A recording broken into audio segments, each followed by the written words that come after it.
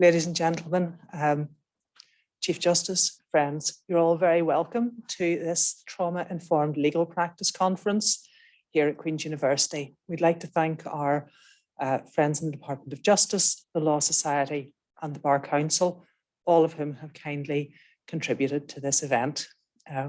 We'll run for about 2 hours today. Before we do that, I've got the short straw to tell you the housekeeping rules. The moot court is located on floor 2 of the main site tower.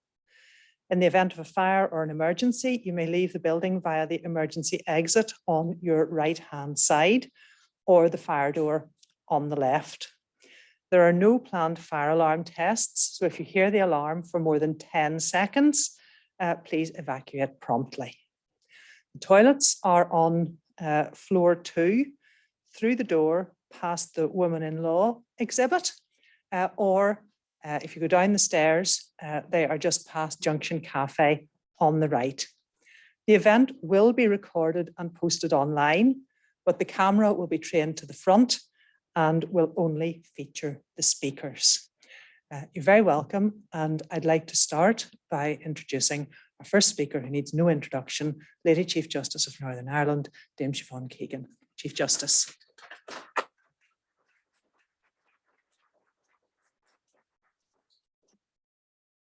Thank you very much, Claire, for inviting me to speak at this conference. May I say congratulations for setting up a conference in this way and on this subject matter.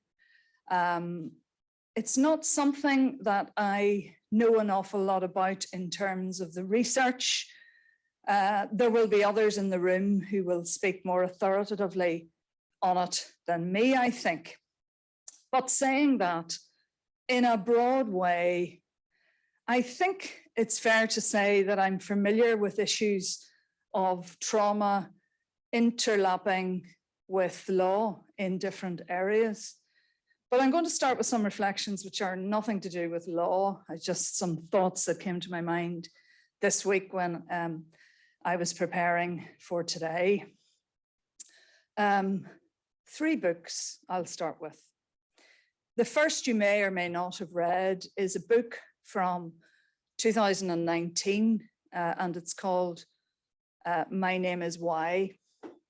And it's written by a man called Lem Sisse, who is a distinguished poet, but also had an experience as a child in care.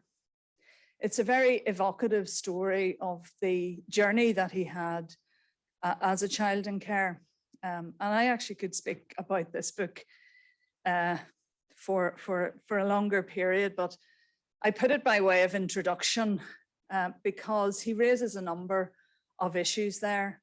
Firstly, the effects on him of placement in foster care, a change of name, and placement in children's homes. Secondly, there's a very interesting story he tells in the book when he was 13, and with a group of people, he was taken, I think, to Bournemouth to see Lenny Henry in pantomime, which he really enjoyed as a 13-year-old, of course you would.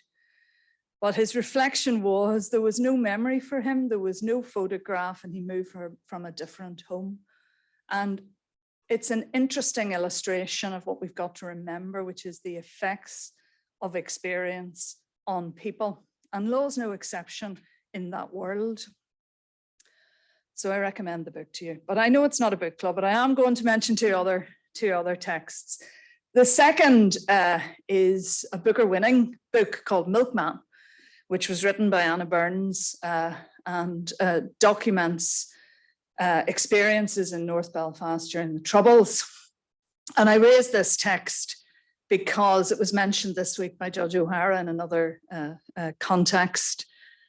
And really the reason why I mention it is that the author talks about the fact that prior to her achieving her fame and her Booker award-winning book being written, she had experience of poverty and wanting to achieve benefits, and was particularly struck by the support that she got through the system, in particular she mentions, I'm told in the introduction to the book, a court usher whose name she didn't know. So that's book 2. Book 3 is a book, again, outside of the law world, that's coming to, I think it's just been published, but it's a book by Fergal Keane, who is a journalist. So again, nothing to do with law, but he has talked about the effects of his experiences on him as a person. And he spoke recently at a Law Society conference. So I'm borrowing again from other events I've been to. But what struck me about his presentation at that conference and his thought process about trauma was he talked about personal wear and tear. So I think those are just themes that I set up before I come more to my comfort zone of talking about law. As I said, I'm not an authoritative person in relation to the research in this area, and I'm really excited to hear about it. But you will know that I have practiced in my time as a lawyer, when I was at the bar in particular, in an area of family law, which I think highlights and did highlight for me at close hand the results of trauma on families and children and how this impacted on all aspects of their lives. Legal interventions alone, even at an early stage, cannot address the associated issues resulting from adverse childhood experiences, such as verbal, physical, or sexual abuse, or physical or emotional neglect, parental separation, mental illness, domestic violence, or alcohol and drug abuse are common contributory factors. As I'm sure you'll hear later this evening, research from sources shows that the greater number of those experienced by an individual, the more likely they are to become an offender. A collective and coordinated response from justice, education, health and housing services, therefore, quite clearly is required to give the wraparound support needed for a better future. This all leads to an observation that I have, which is, as legal professionals, we play a pivotal role in representing clients. And in doing so, we must determine all of these vulnerabilities and adapt our approach to enable them to both understand and participate in proceedings. That, it seems to me, applies to people who are complainants, victims, defendants, or engaged in proceedings in some other role. I also think it's worth bearing in mind that those affected all too often report that the justice process, particularly for those called to give evidence, causes further trauma as they publicly and repeatedly recall their most distressing and personal experiences before, let's face it, strangers in the formality of a courtroom. Too many people in this situation, it seems, sadly go on to appear before our criminal courts for offences, as I've said, such as those related to substance abuse, violence, theft, and other crimes. So it seems to me that it is important that as a profession, we are alert to and informed of how trauma shapes those we represent in order to help them have a better future and break the cycle of victim turn offender. That's the first point I make. One of the things that has changed significantly since I first qualified, however, is the basis of our understanding of trauma. And I'm very much looking forward to hearing from Suzanne Mooney telling us more about the impacts that trauma has on the human mind, body, and emotions. That's not something that we traditionally learn about as law students. Well, I didn't anyway, perhaps the modern law student does. But the new insights of the past 20 years are that those impacts are not just profound, but they are actually predictable. Neuroscience tells us that our clients within the justice system will be impacted by poverty, bereavement, by witnessing domestic violence, by living in communities in conflict. It also tells us how they will be impacted, and it allows us to design our interactions with people so that, as I've said, fundamentally, we should aim not to re-traumatize people or trigger behaviour and emotions like anger, shame, or fear, which make people withdraw or strike out and make it harder for us as lawyers to help them. Members of the judiciary are very conscious of the particular difficulties faced in cases involving trauma, such as those caused involving domestic violence, and the often long-term consequences on children and entire families exposed to this area. Judicial training provides opportunities for judges to hear from academics, researchers, and colleagues across other jurisdictions of their experience of trauma-informed practice and how this may present by those coming before the courts. And this is an area that's developing and that we seriously want to be educated on. I am confident that the judges fully understand the general issue, which I have highlighted, that is the emotional and psychological harm that can be caused. And one easy example in relation to this is the dominant bullying adult in a household where all others live in constant fear of an outburst. The long-term impact of this fear on victims can be as significant, and sometimes it seems to me more significant than the impact of physical violence. I recently attended the opening of the Foyle Justice Centre at the invitation of Women's Aid and welcomed the multidisciplinary model of family intervention utilised by that organisation to address these issues. This brings me to briefly mention some of the legislative changes that have been introduced recently in this area, which it seems to me are purposive.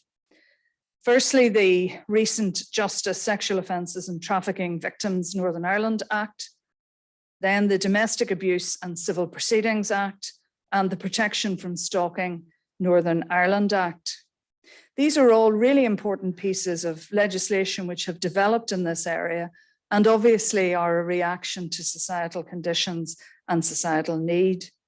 And my office in this vein is working with the department to consider the legislative and operational implications required to use special measures, for instance, in the civil and family courts, and to prohibit the cross-examination of complainants by perpetrators, which dovetails with the new legislative provisions.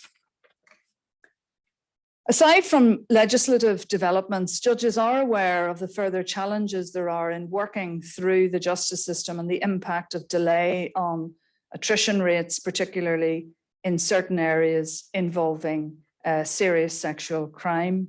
And this is important in terms of trauma because this can lead to further difficulties if cases are prolonged. And I have spoken about this before and said that it is important that we have a collaborative approach in this area.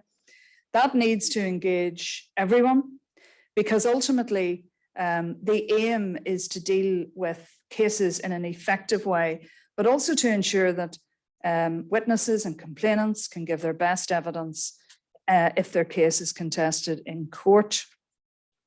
I want to briefly mention some recent judicial initiatives in this area. They include the promotion of evidence by live link from remote evidence centres. And that's important because the witness then doesn't have to come to this environment that I spoke about earlier that can be formal and unknown, and also could perhaps trigger an issue if there is the potential of seeing the other side in a case, the defendant in a case, the potential of a subtle form of intimidation, perhaps. So remote evidence centres are an important way forward, it seems to me. There's a pilot, as some of you will know, to progress offences for children as well, under 13s, are fast tracked now due to the drive of our recorder, Her Honour Judge Smith.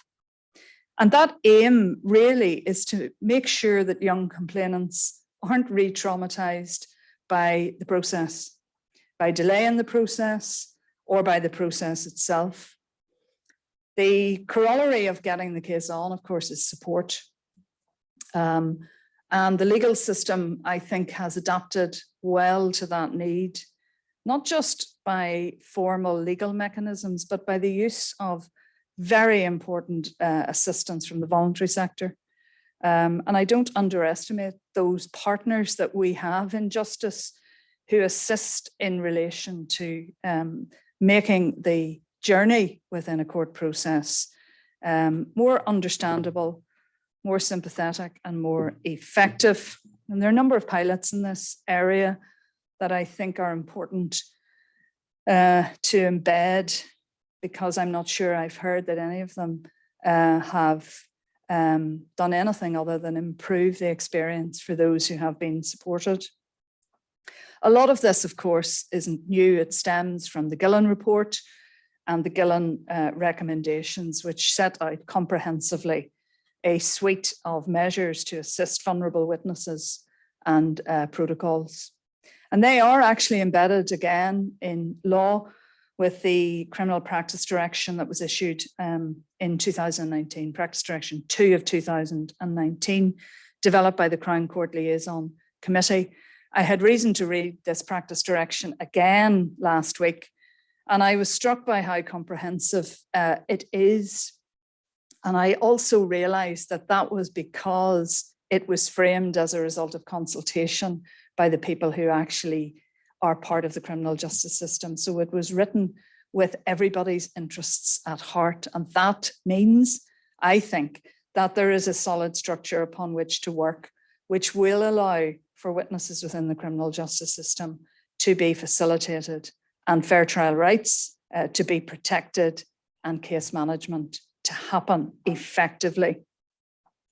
I have been slightly worried that the practice direction hasn't bedded in, and that's, I think, probably because of the pandemic, but we are back on track with this, and I think you will find more articulation of the requirements within the practice direction being issued by judges in our courts.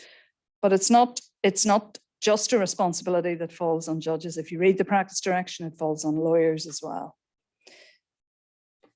I want to briefly mention problem-solving justice, because I do think this coincides with the issue of trauma that we're speaking about tonight. You know, ultimately, problem-solving justice is about early intervention. Early intervention, again, is not new.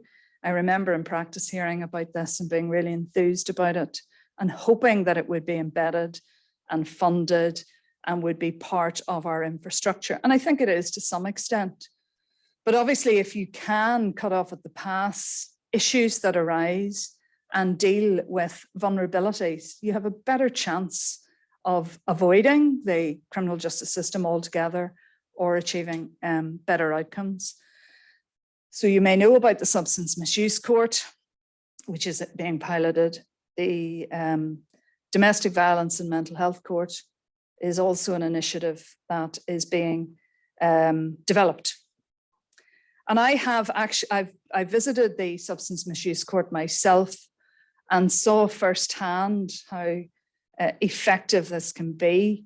These approaches are all as well about empowering people who come, let's face it, to the criminal justice system with little hope or little support or little self-esteem, and really need to be assisted to break the spiral of destructive behaviour that they are in.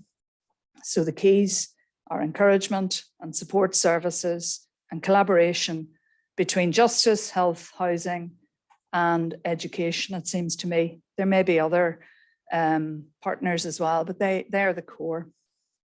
This is a proper joined up approach that it seems to me is needed and presents a real opportunity to assist people within the criminal justice system, to deal with the issue of trauma, and also to save, both in terms of human costs and financial costs. This evening, I have no doubt we will hear further that trauma-informed practice also starts with changing the question, what's wrong with you, into the question, what has happened to you? How might our legal approach be different if we started with that question? You will all know that many of the problems evident within the youth justice system stem from family-related issues and reinforce the need for the early intervention I've just spoken about in the family law jurisdiction, it seems to me, as the first port of call, and thereafter in the criminal sphere. If the right solutions are found for children at an early stage, I do think there is a better chance of stability going forward. And in this vein, you will know that I have launched a family resolution pilot, which does aim to look at early resolution in private law cases in this area. I'm going to finish by moving from the issue of trauma and how it affects those within the justice system, which I've mentioned throughout my address so far, to addressing the other side of the coin, which I do think is equally important and perhaps sometimes is lost in the debate. And that is the effects upon others who are working within the justice system, in particular legal professionals. Legal practice, especially in high trauma areas, it seems to me takes an emotional toll on all involved. And I say that going back to some of the difficult cases that I have dealt with in practice, probably those are springing to mind, where as lawyers dealing with people who have had adverse experiences, we ourselves cannot stop, I think, at times thinking about distressing facts and issues that arise for people. So there is an other element of this, which is making sure that lawyers also are aware of the issues and are effective in dealing with them. In that vein, I was very happy to attend at the Law Care launch or relaunch. In fact, I think it was 25th anniversary at the Law Society recently. And that organisation, I think, is very important in highlighting the support to practitioners and professionals which is available. So I'm going to finish by saying this. It's clear to me that trauma-informed practice is an important area to think about. It is a relatively new area for many legal practitioners in Northern Ireland to digest, and one which we will, I think, continue to learn about and understand from the experience of others and as individuals. I am really looking forward to hearing from all of our speakers this evening and hearing about experiences of what trauma-informed legal practice looks like day to day. I think the bottom line in relation to this is encapsulated in the title of this evening, which is making all of our practice better, not just for ourselves as if we are professional lawyers, but fundamentally for the people who come to our courts. So thank you to Queen's, the Law Society and the Bar Council for putting this excellent programme together.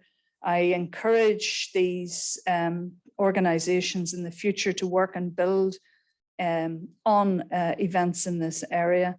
And I thank you for listening to me at the outset. Thank you.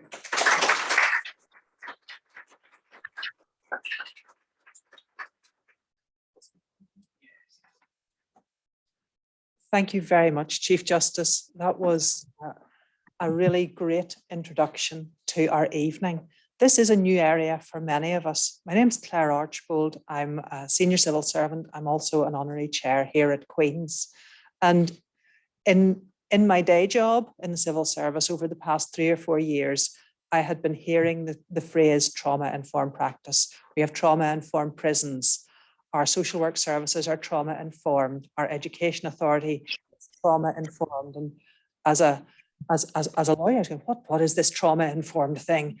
And as I found out more about it, I thought this really applies to us as well.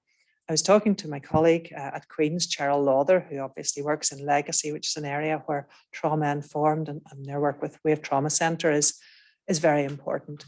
And I began to follow a group of Scottish lawyers on Twitter who run the Trauma Informed Legal Network in Scotland. I thought this is interesting. So we have brought together academics, professional experts from Northern Ireland, brought Melissa Rutherford from Scotland, just to talk about the journey that Northern Ireland is making towards becoming trauma informed and the journey that they're on in Scotland.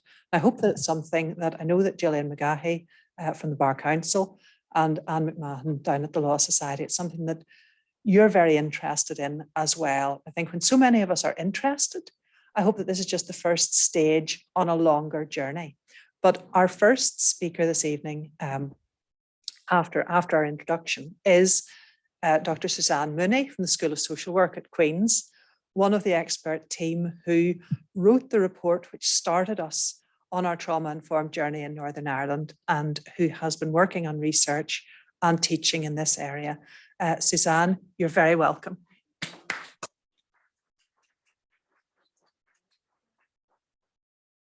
Thanks very much, and thanks very much for the invite, Claire. And by way of intro, I'm one of the lecturers in social work at Queen's, and myself and colleagues lead the systemic family therapy programs.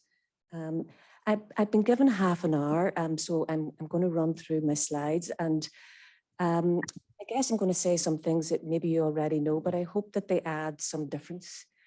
So please bear with me. Yeah. So yeah,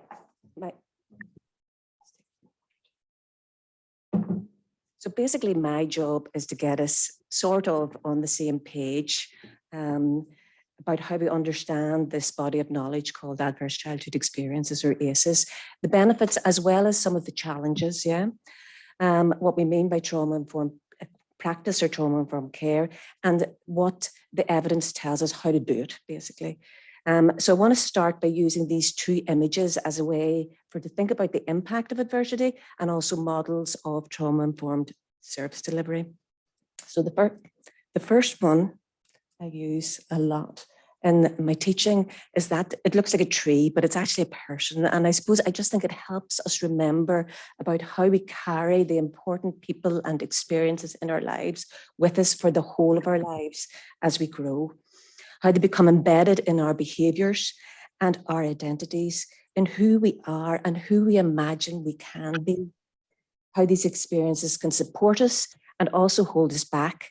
And for those people who've experienced multiple adversities, of course, they impact in so many different ways. And this second image of the People's Towers in Catalonia, to illustrate our need as human beings, particularly as children, but also as adults, for safe, trustworthy, joined up relationships, not just one of them, but lots of them, to help us thrive and reach our potential and catch us when we fall. And this is essentially what models of trauma-informed care try to achieve, ensuring people do not slip through the net. While the presentation is going to try and unpack some of the big overarching themes that are relevant to all settings, I wanted to start specifically with justice, really. And this quote from the Public Health England, which states that the complex links between health, social inequality and crime are increasingly recognised.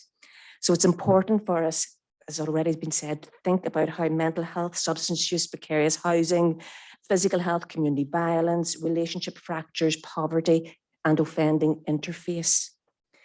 Given the overarching aim of the justice system to protect the public, it may appear rather counterculture to be considering the vulnerabilities of those who offend, as well as the victims and survivors. However, offender vulnerability is a vital consideration if we are to understand the complex weave of factors that influence how people come to the attention of the justice system and sometimes get stuck. So the ACEs study, or adverse childhood experiences, was first carried out in the US by two medical doctors. And working in an obesity clinic, they were curious to understand why some of their patients who seemed to be doing well and losing weight, that progress suddenly stopped. So they started asking questions about their clients' early life histories and discovered that a significant proportion had experienced sexual abuse. So the ACE study was designed to find ways to simply and only in numerical terms identify some of the key relational experiences which might have led to children's lives not being consistently safe enough, either physically, emotionally, or relationally. They looked at just 10 experiences, including different types of abuse, neglect, and household challenges, such as parental separation, household members' mental health, imprisonment, substance use, and domestic violence. And I want to draw your attention briefly to language here. As much of the ACE research, you'll see these referred to as household dysfunctions, which veers towards being disrespectful about people's lives. There are many parents with mental health problems that are great parents, although life sometimes might be more difficult for them and their children. And similarly, as you're well aware, separation and divorce can be a really good thing. So we need to be careful about the language that ACEs can inadvertently invite us into. It can inadvertently pathologize. Families come in many shapes and sizes, and there is no one right family structure. I also want to spend a wee bit of time sort of unpacking the different types of experiences encompassed underneath that overarching term of ACEs, which in this definition might include single events or prolonged threats. So it's really important to distinguish the difference of these 10 ACEs in these studies from a single traumatic event, such as a natural disaster or a road traffic accident, devastating as these events can be. And to note that experiences are potentially traumatic, not everyone developing mental health conditions or post-traumatic stress symptoms. So the ACEs referred to in these studies are more experiences rather than events. They tend to be chronic in nature, which work like water on stone, eroding people's natural resilience. So people living with domestic violence will talk about walking on eggshells, not quite sure when something might kick off or what might kick it off. And that feeling of chronic uncertainty or unpredictability is not fully able to rest. These ACEs are also relational in nature. They break the relational code that people should be kind to one another and that parents on the whole should be competent and caring to look after children. So when this doesn't happen consistently enough, children don't know who to trust. So they must protect and look after themselves. And children in these circumstances may also regard themselves as to blame or unworthy or undeserving of love and affection. And that might mean that they're not good at letting new relationships in or accepting support when it's offered. Psychological theory refers to this as complex trauma, the effects of prolonged or repeated exposure to multiple traumatic experiences within the caregiving system, which cumulatively impact children's lives in so many ways, socially, emotionally, physically, psychologically, and behaviourally. So it helps give us a new lens to consider children's behaviours as adaptations to their social circumstances.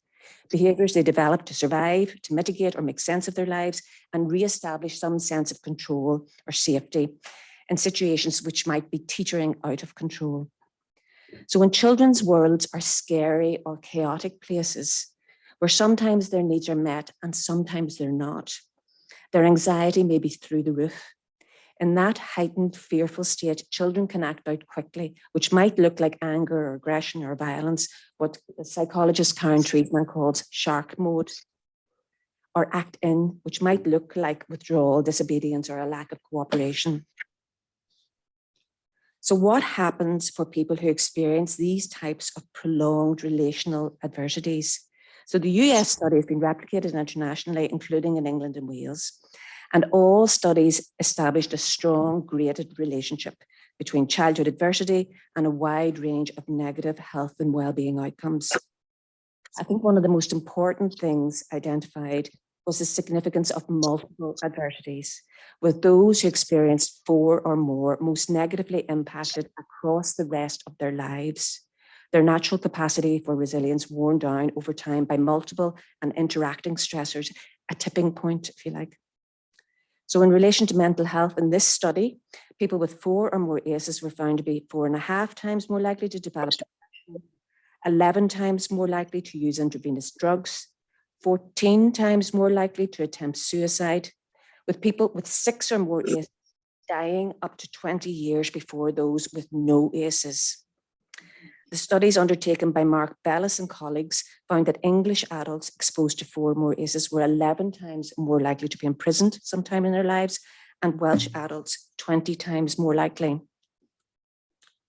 So, well, how do these ACE study findings fit with other research? Well, they correspond very well with the other research that has told us that people impacted by adversities are overrepresented in mental health, child welfare, and justice settings.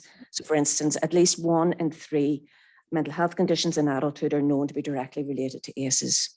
I would have liked to have found a statistic for parents involved with child welfare services, but I couldn't find one, even though it's well accepted that a significant proportion of parents in these circumstances will have a difficult childhoods themselves.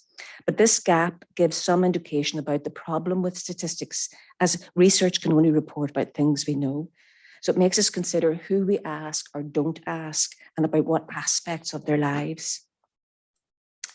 What about justice involvement? So the 2019 Audit Office report into mental health in the Criminal Justice Service in Northern Ireland noted that people who repeatedly encounter the Justice Service often live chaotic lives, which I thought was a really useful way of describing that wide range of social and health issues in this population. So this is just a sample of the available statistics regarding self-harm, drug use, learning disability, and homelessness, which I find not unsurprising, but nonetheless stark. And some more. As part of a research initiative, I was out visiting a local justice facility, and I was really struck by one staff member who noted that the ACE scores of people in prison were off the Richter scale. I think it's probably safe to say that these statistics are likely underestimates that do not do full justice to the very difficult lives of many men, women, and children. It's also worth noting the overrepresentation of some groups in the justice system, in particular people from Black, brown, and minority ethnic communities, as well as the overrepresentation of women with mental health problems and experience of domestic or sexual violence as children or adults. And the available statistics for justice involved young people are equally stark, with children with care experience very much overrepresented. And overall, this array of statistics serve to remind us of the multiple challenges driving the need for this seminar, and that integrated and collaborative working across traditional system boundaries of justice, health, physical health, social care, and housing, that the basic needs, as well as the of justice involved persons are identified.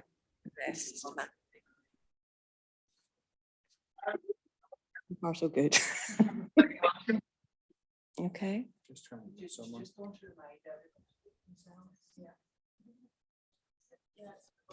Okay.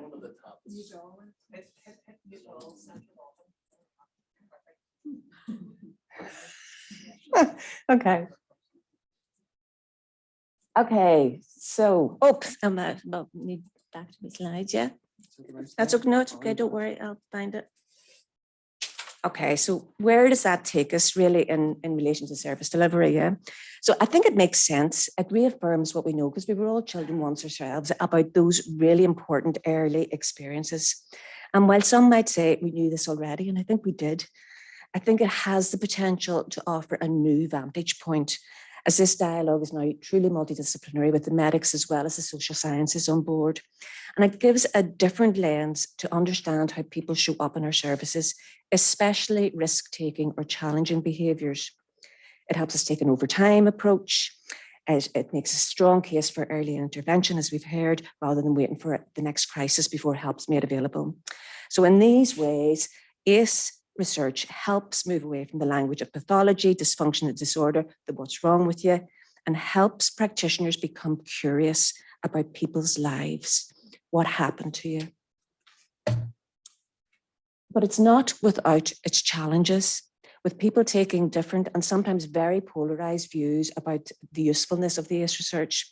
So this report by the Early Intervention Foundation is really helpful in bringing together that material and having a thoughtful look at the evidence base, what the gaps are, what needs to happen next. So we avoid the current popularity of the rather reductionist ACE narrative, leading us to think that there are quick fixes to preventing adversity or trauma, or helping people overcome complex social problems.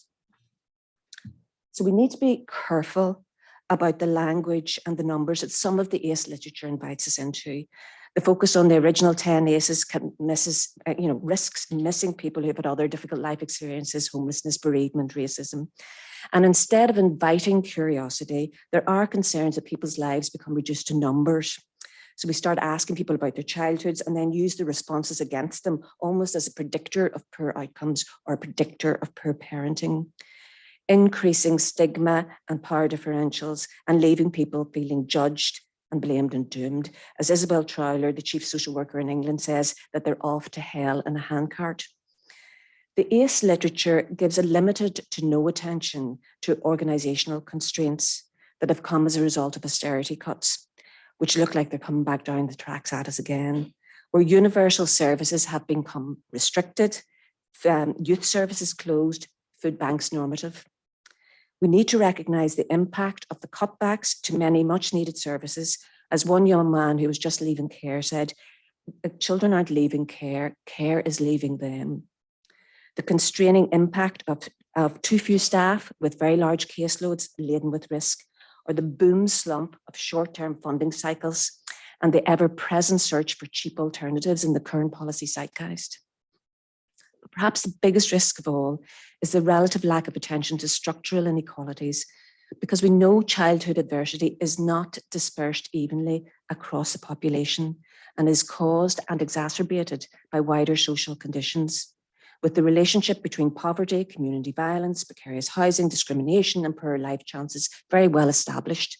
What Alison Dietz, who made this wonderful image, call the other pair of ACEs, adverse community environments. So just last week, the Commission on Young Lives in England reported after a year-long process, and they contend that the government is failing to protect up to 200,000 young people who are vulnerable to serious violence, with a combination of COVID, the rising cost of living, and a possible return to austerity noted as a gift for those who exploit children. We have some very telling statistics in Northern Ireland in relation to those multifaceted connections. So children in our most deprived neighbourhoods are 6 times more likely to be on the Child Protection Register and 4 times more likely to be looked after. 43% of looked after children come from the most deprived areas, where adolescent suicide is 5 times higher. And we know that the many impacts of the Troubles have been and continue to be most keenly experienced in areas of high socioeconomic disadvantage. We also need to remember that different groups are affected differently by poverty: women, minority groups, and people with disabilities. In short, we need to make poverty and structural inequalities visible in our policy making, in our service designs, and in our practices. We cannot leave poverty as the elephant in the room. We need, therefore, to understand people's engagement with the justice system as not simply evidence of individual failure, misfortune, or wrongdoing, but also a failure in our social and political structures, which pull people into poverty, trap them in cycles of social exclusion and health-related problems, which can lead to and exacerbate offending behaviours. So I want now to turn to trauma-informed care and why it's needed. So as the statistics amply tell us, a very significant proportion who access our services across the board will have experienced significant adversity early upstream. Yeah. But instead of recognising and addressing previous trauma, adversity, or deprivation, it's argued that services often neglect or ignore these very issues and deal only with the crisis presenting, and often in ways that are punitive or power over interventions. So trauma-informed services are designed not just to treat symptoms or syndromes.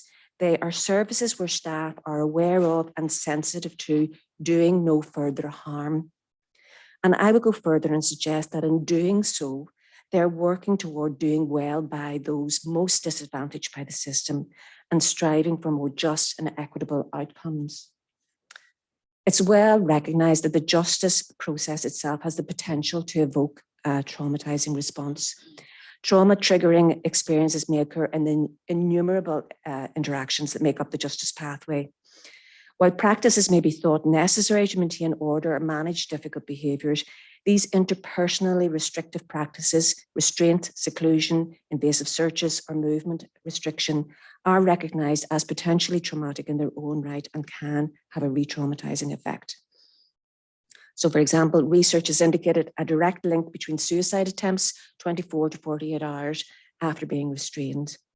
Other research notes that while negative responses by female prisoners to pat-down searches or medical examinations may be perceived as non-compliance, they may also reflect fears about invasive touch from prior life experience. And we also know that safety levels for prisoners, both in adult and youth settings, can be compromised, with statistics about restraints and assaults still very high. However, in spite of these challenges and the tension between care and control in the justice system, there is some evidence of improved outcomes when systems attempt to introduce trauma-informed care. Okay, so trauma-informed care is a whole system organizational change processes.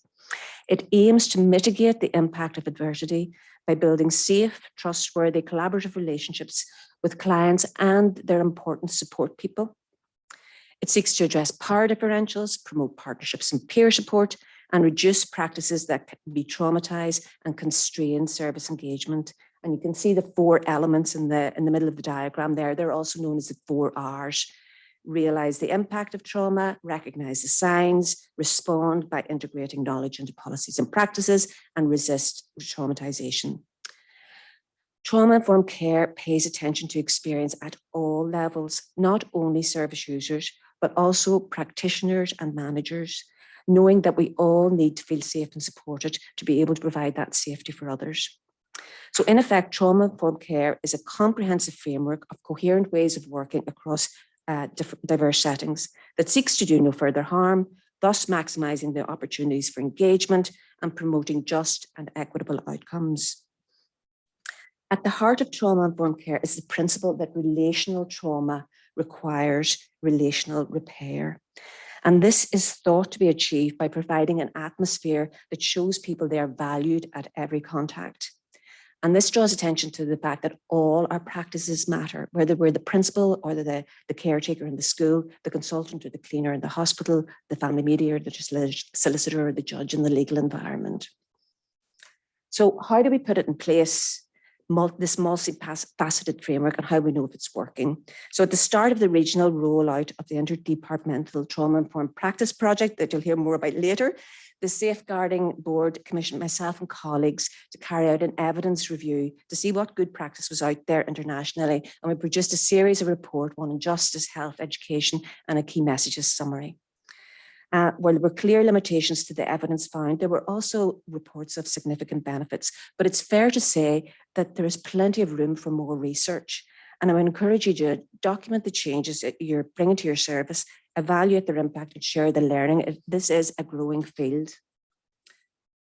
The studies identified 3 broad implementation domains. The first was workforce development, which included some key messages for maximizing the learning from initial training, but also embedding sustainable practice change through ongoing support initiatives.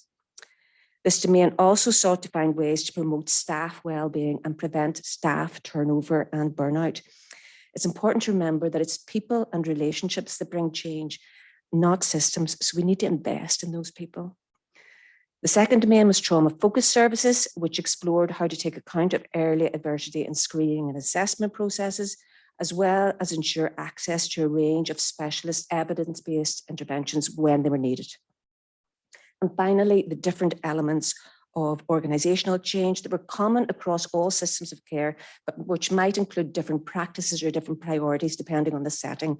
And I just want to finish by summarizing a few of those points. So whole systems culture change was found to require championship from the leadership across different levels in the organization. So not just the titular vertical leadership, but also developing horizontal leadership in other parts of the system. This was achieved through senior management training and the setting up of strategic implementation core teams drawn from different departments and different levels of staff, and sometimes involving service users who would establish clear goals, identify the outcomes to be targeted, and how they would measure and monitor change. So deciding which outcomes to target required due care and attention, and some of those things regularly chosen were things that could be measured, like reducing restraint or seclusion, reducing suspensions or exclusion, increasing staff well-being. And the outcomes focus was really important. It sent the message that culture change was happening and that staff could be part of it, and also provided a clear target to work toward. Improving collaboration across organisations and interagency interfaces was thought of as essential for success. Recognising that while our service structures and disciplines separate us, issues are often intertwined in people's lives. So there was a clear need to actively work to build, to break down traditional silos and work in a more joined up manner, while keeping the service user and their needs at the centre of communication. So the Commission on Young Lives report that I mentioned earlier noted that it was not uncommon for young people to have 10 or more services attached to them, but no one person or agency taking responsibility or taking action to address the young person's needs. As the title echoes, hidden in plain sight.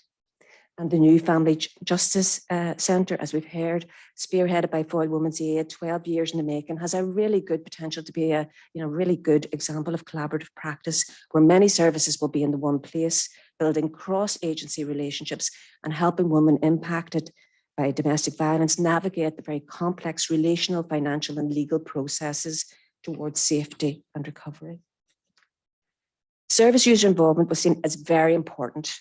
When it was successful, service users and caregivers were actively involved in training and practice initiatives to very good effect.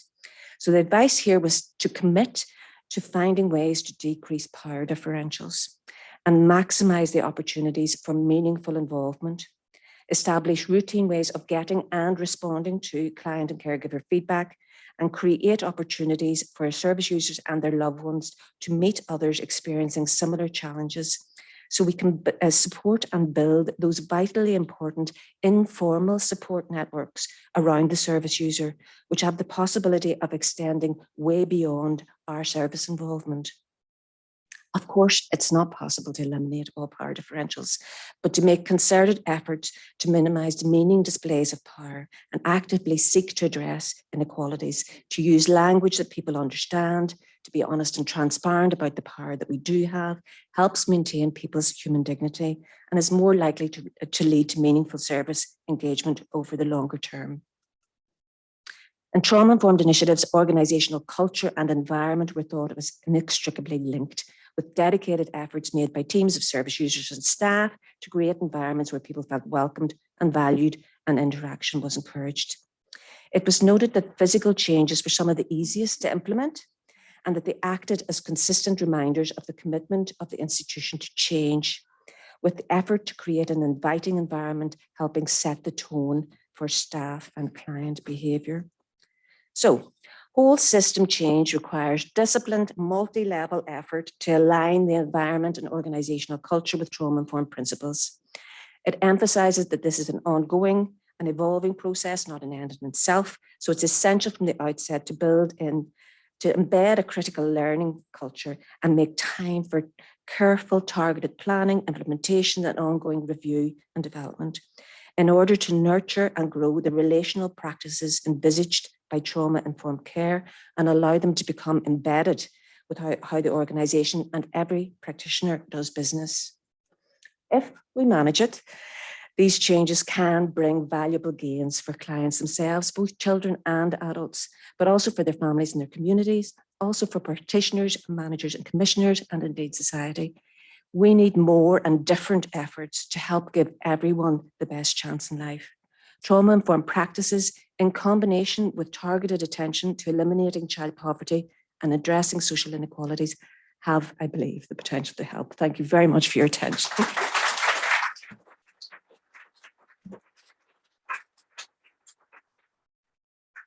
Suzanne, thank you very much for setting the scene for us so well and reminding us of the bigger context for our interest. I'm sure that, like me, many of our audience have been asking, so what does this mean for me as a legal practitioner? Our second speaker tonight is going to talk about the journey that the legal profession has been on in Scotland towards trauma-informed practice. From Sheridan Rutherford Solicitors in Glasgow, Melissa Rutherford.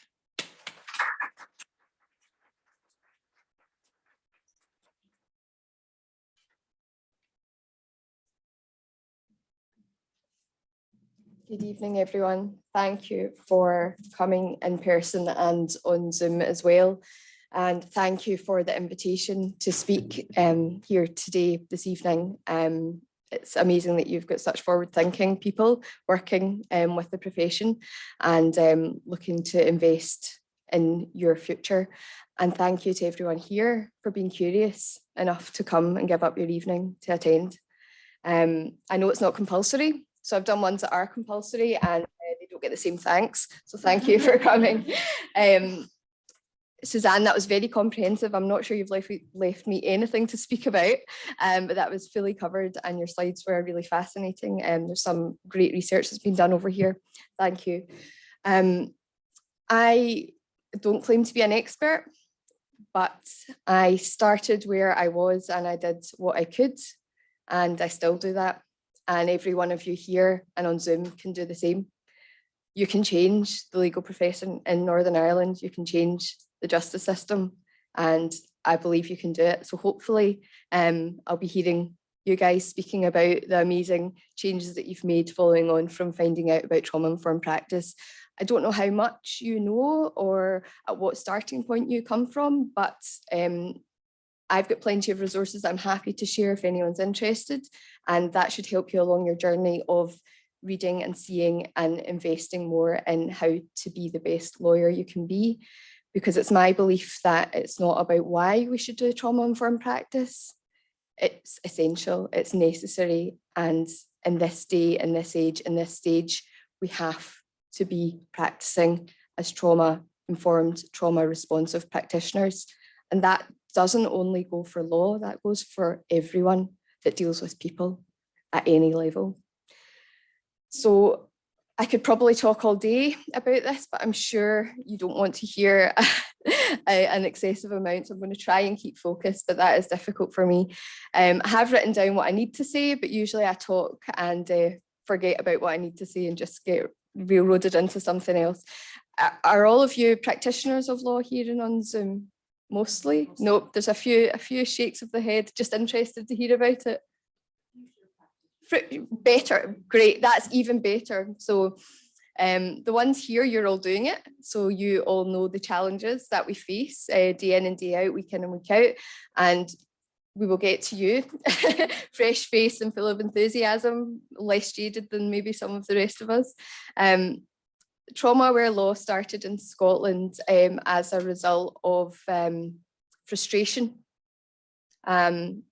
nobody listening to the impact of trauma on people that we saw on a day-to-day basis, whether that be clients or colleagues or third sector people that we work with.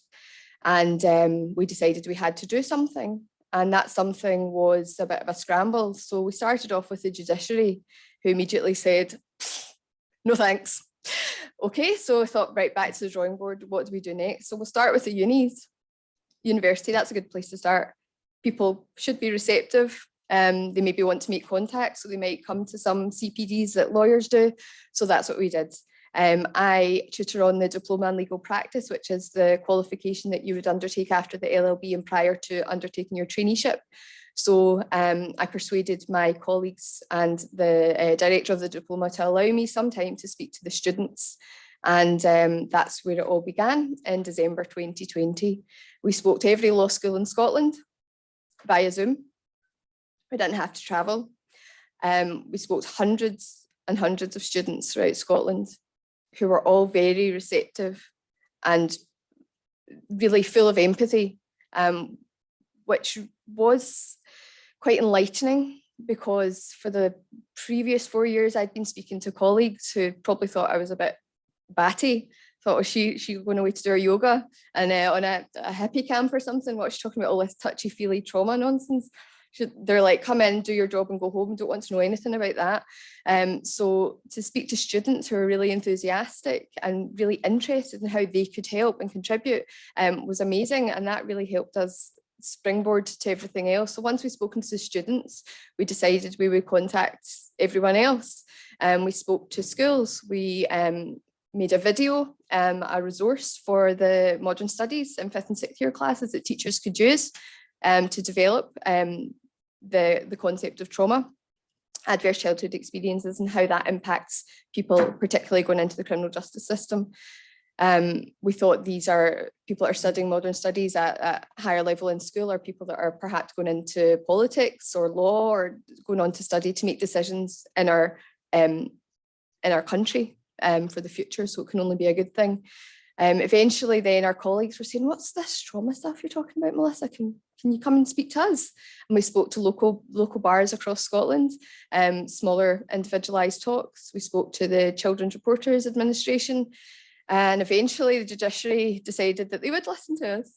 So we got in to speak to them, and with the help of our colleagues that know all about the science, that are the experts in the science, they were persuaded to develop the sentencing guidelines for young persons that came into force in January of this year. And that was a massive turning point for trauma awareness in Scotland. The guidelines now state that every decision maker, when dealing with a case of someone 25 years or under coming before them in a court, must consider a number of things, and trauma is within that, as well as being care experienced, mental health issues and various other things. So that is a massive development, and something that we're quite proud of. And hopefully it's very early days. It's only up to the age of 25. We would have liked to have been a bit later. Adverse childhood experiences affects everyone for their entire life, not just up until the age of 25. So you can have offenders appearing in the courts at age 50 that still have the impact of adverse childhood experiences and trauma from what's happened to them. So that is our journey, I guess, to where we are today. The trauma-informed practice, most of you will be doing this without realising. So I'm not coming here to tell you, right, stop what you're doing, cancel everything, this is how you do it. I'm no expert. I'm just going to share some ideas of what we do and how you can start moving your practice forward, and hopefully across the board, because you're always going to have people that maybe don't want to subscribe to it, that maybe do it a bit, maybe not do it fully, and you want to be coming from a place in your organisation and the way that you deal with people, not only your clients, but colleagues in work, the other side of court cases, for example, and other third parties that you deal with. And really it can extend to your friends and family as well. You really want to be engaging your practice so that you are dealing with, through a trauma-informed lens, with everyone. If you just assume that everyone has been impacted by trauma, then you will be safe. And do you know, probably nobody in this room has zero ACEs. The study that Suzanne was talking about that was undertaken in 1998, yes, 1998, not 2008, not 2018, but 1998. So it's not new, but that was done with a group of white, middle-class Americans with health insurance. It wasn't done with minority groups in poverty. It was done with privileged people like us. So everyone is impacted by trauma and adverse childhood experiences. And the more inclusive we are as a profession, the more trauma we're going to have going through our professional lives, through people that we deal with. So it's not just our clients, it's not just people in poverty, it's not just people appearing in the criminal justice system, it's everyone.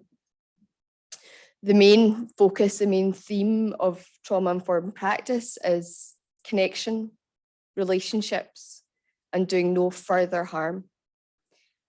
There was a quote that I'd seen at another, one of the resources I was reading. I'm just going to get it up because it's so telling of the justice system. So let me see if I can find it. Because I think it's really important. So this is a quote from 2005 from Justice from the Victim's Perspective in June 2005 Violence Against Women report. And the quote is, If one set out intentionally to design a system for provoking symptoms of traumatic stress disorder, it might look very much like a court of law. So if that's our starting point, surely we can't do any worse. We must just be able to do better. And you'll all have clients, I'm sure, that have said the legal system was worse than what initially happened to me. It's made things worse. It's so stressful. It's horrific. And if going back, I might not have gone down that route if I had known how awful it could be. And I think that's shameful in 2022, with all of our knowledge and experience and diversity, that is still the starting point for people that are involved in the justice system or the court system. It's not justice system, it's the criminal courts, the family courts, the children's courts, the immigration tribunals, the employment tribunals, the benefits tribunal system, the whole system.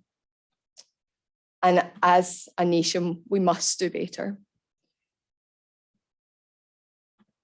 So I'm trying to see if I've actually talked about anything that I wanted to talk about yet, or I've just been talking. So I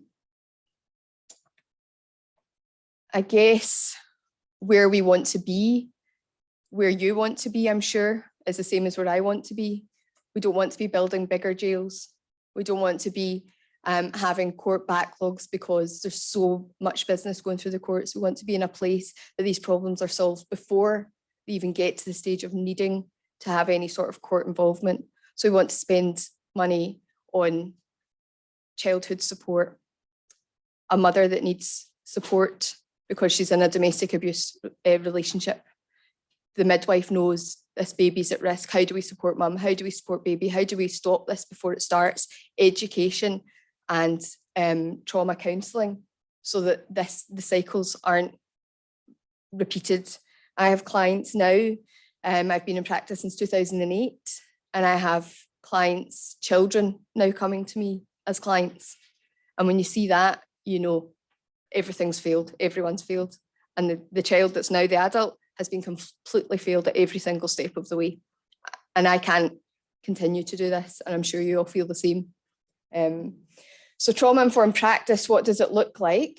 As I said, most of you are doing it.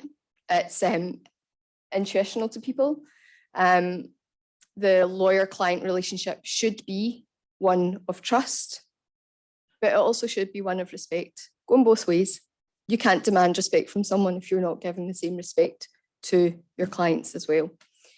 So we want to make sure that we work together within a framework in your organisation and in every organisation, so that there's consistency for the people that are in this system. So we want to be trauma aware. We want to ensure safety in relationships. We want to provide opportunity for choice and collaboration. And we want to champion a client's own strength and own skills. So we want to understand what trauma is and how to recognise it. So this is your starting point. We want to appreciate that trauma is everywhere in society and that people respond to trauma in a different way. I'm sure if anyone has practiced criminal law here, a client will have told them to F off at some point. They'll have stormed out of a meeting, stormed away from them in court, or they've been in tears, or a client is just completely shut down and not engaged. And that is all behaviour, not because you have done something, but it's behaviour, a trauma responsive behaviour.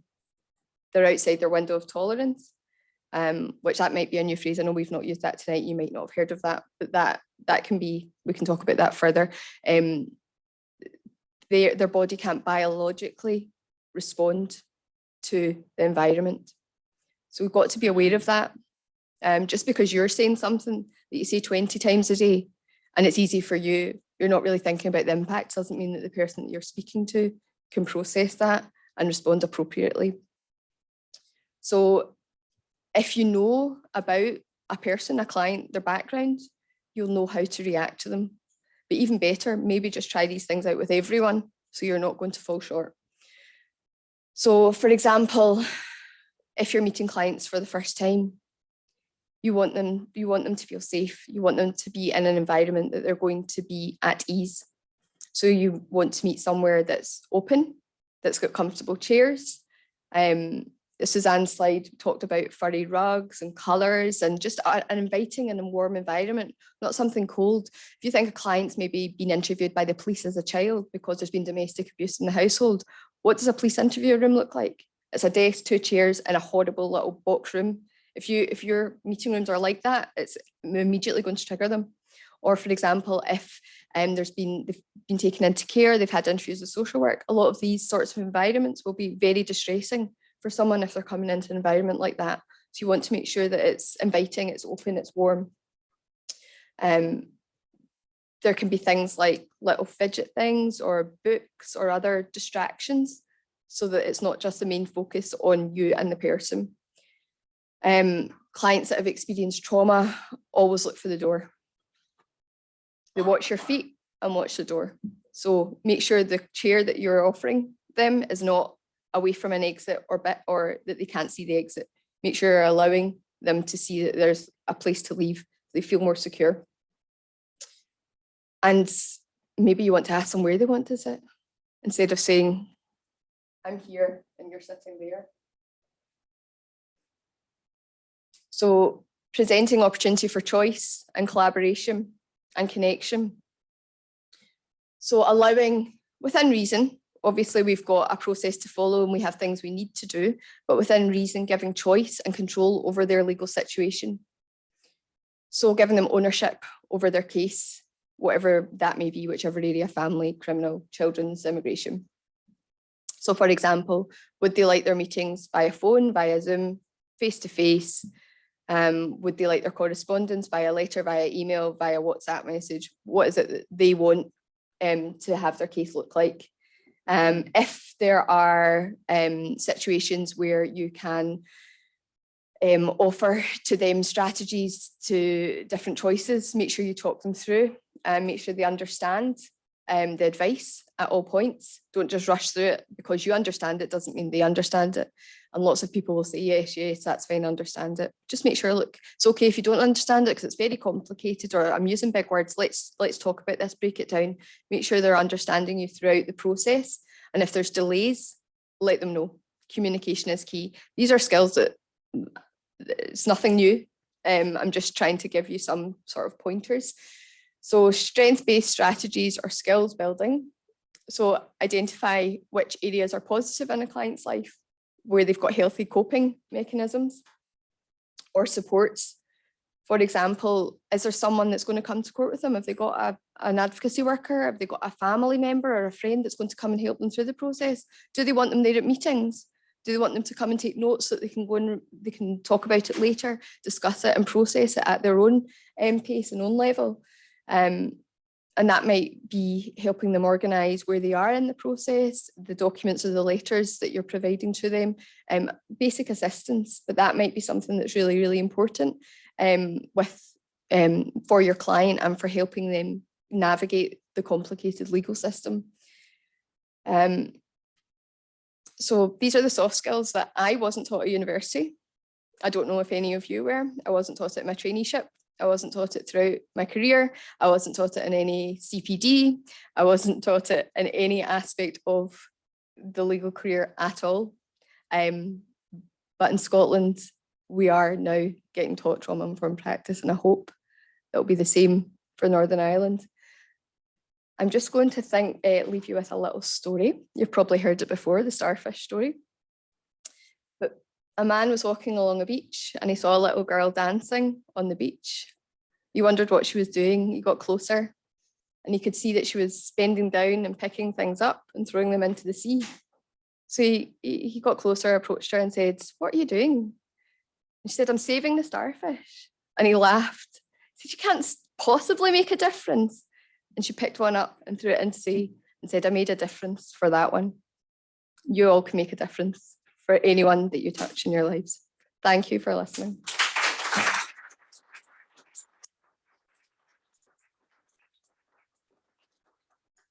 Melissa, thank you so much for bringing it into law office and into the thing that we do every day as lawyers in our professional world. Thank you very much indeed. I'd like to hand over to my colleague, Dr. Cheryl Lawther from Queen's University, who is going to introduce our next expert speakers from Northern Ireland.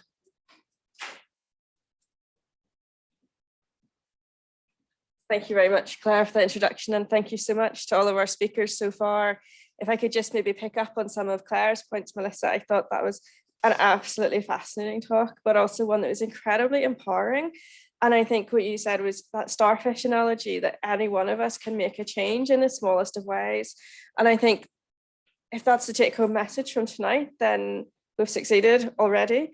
And it made me think immediately about how I can work differently with my students. I'm an academic here, and I thought, oh, actually, I can do so much better when I engage with my students. So there's some students in the room, so you feel free to hold me to account on that one.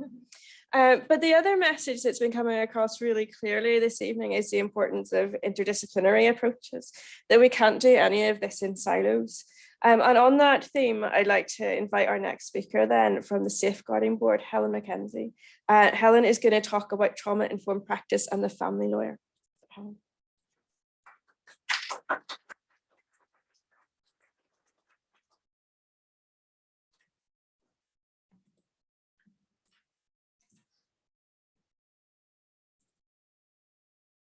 So just while we get that up, I'm not really going to say anything to you about actually how you practice, because I wouldn't know that, okay? But it's really about the concept of who we are as individuals and what we take into our day-to-day work. So the Safeguarding Board really was asked to do everything that came up in Suzanne's research. So that's why, you know, when I see it back up on the screen there, I'm kind of going, my goodness, that was a lot, you know, that was a lot. But in terms of why the Safeguarding Board, so the Safeguarding Board came into being in 2012 by virtue of the Safeguarding Board Act. We are a partnership of 21 member agencies who really have the statutory obligation to, or the statutory duty to safeguard children and young people in Northern Ireland. So the 21 member agencies are what you would expect of the normal statutory agencies, including 5 voluntary organisations as well. And that's really, really important, because one of our statutory duties is to hear the voice of children and young people in everything that we do. And that is so important. And when we look at this in terms of where we are, when we talk about being ACE aware and trauma informed, and I'm going to use the language of being ACE aware. And I think that that's really important. I think that we have to understand what adversity means and how we get to then be, you know, in terms of trauma, but also what the opportunities are for us not to actually, for that not to be doom and gloom. I want to talk about hope and opportunity and how we can really embrace all the things that we do know, all the things that we've heard, and how we can actually move forward and be positive about that. If you're told constantly that you are doomed, that you will not get a job, that your education is not going to be sufficient, this is your lot in life, that is what will happen to you. But if that is embraced and there are people in your life that will tell you, do you know what, you can be anything you want to be, that also is your destiny. So I kind of think we have to put this all in context of taking on board what we actually know. Okay, so I put up here really about the Safeguarding Board because yes, it's 21 member agencies, and that is why we were asked to look at how could we develop a trauma-informed workforce in Northern Ireland. So that's it. That's the SBNI in a sense. But when we think of that, the Belfast Trust has 22,000 employees. So if you read behind these logos, all of the people that are behind that, not only as professionals, but also as individuals and part of the community. I'm not going to stand here and talk to you today about those that we work with. It is us. We are the people that we are talking about as well. And you alluded to it in terms of, you know, if we can't regulate ourselves, how can we hope to help to regulate others? All right, okay. So that wee click, did you see that? Is that it? Hold on. Oh no, we're off completely now. Hold on. So basically, because I know we're under pressure for time, I'll keep on. So basically what it is, if you think of the 21 member agencies of the SBNI, and then you think of the partners, So we have Queen's on here. We have, if we think of the undergrad in terms of social work, in terms of nursing, in terms of F1 and F2 doctors, in relation to the paediatric pre-4 year, in terms of what we look like there in terms of going out into practice, into training. So we're looking at having ACE awareness and trauma-informed practice embedded into those undergraduate programs. And we're really pleased that that happens. Also in terms of education, we're doing the same with St Mary's and with Stranmillis, and across all of the professions that are actually listed within the SBNI.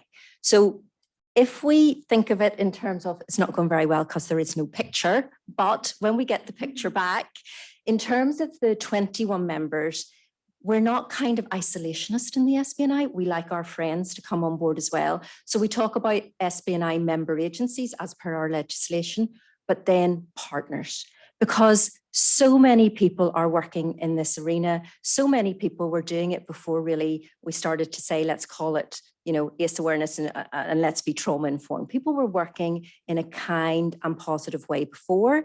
And what we've done is we've been able to take the neuroscience and the research and layer that up.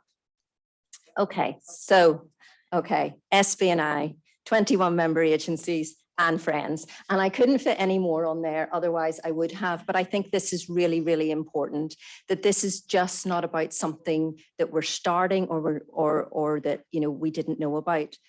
What I would say is that since 2018, the SBNI was asked to develop a trauma-informed workforce.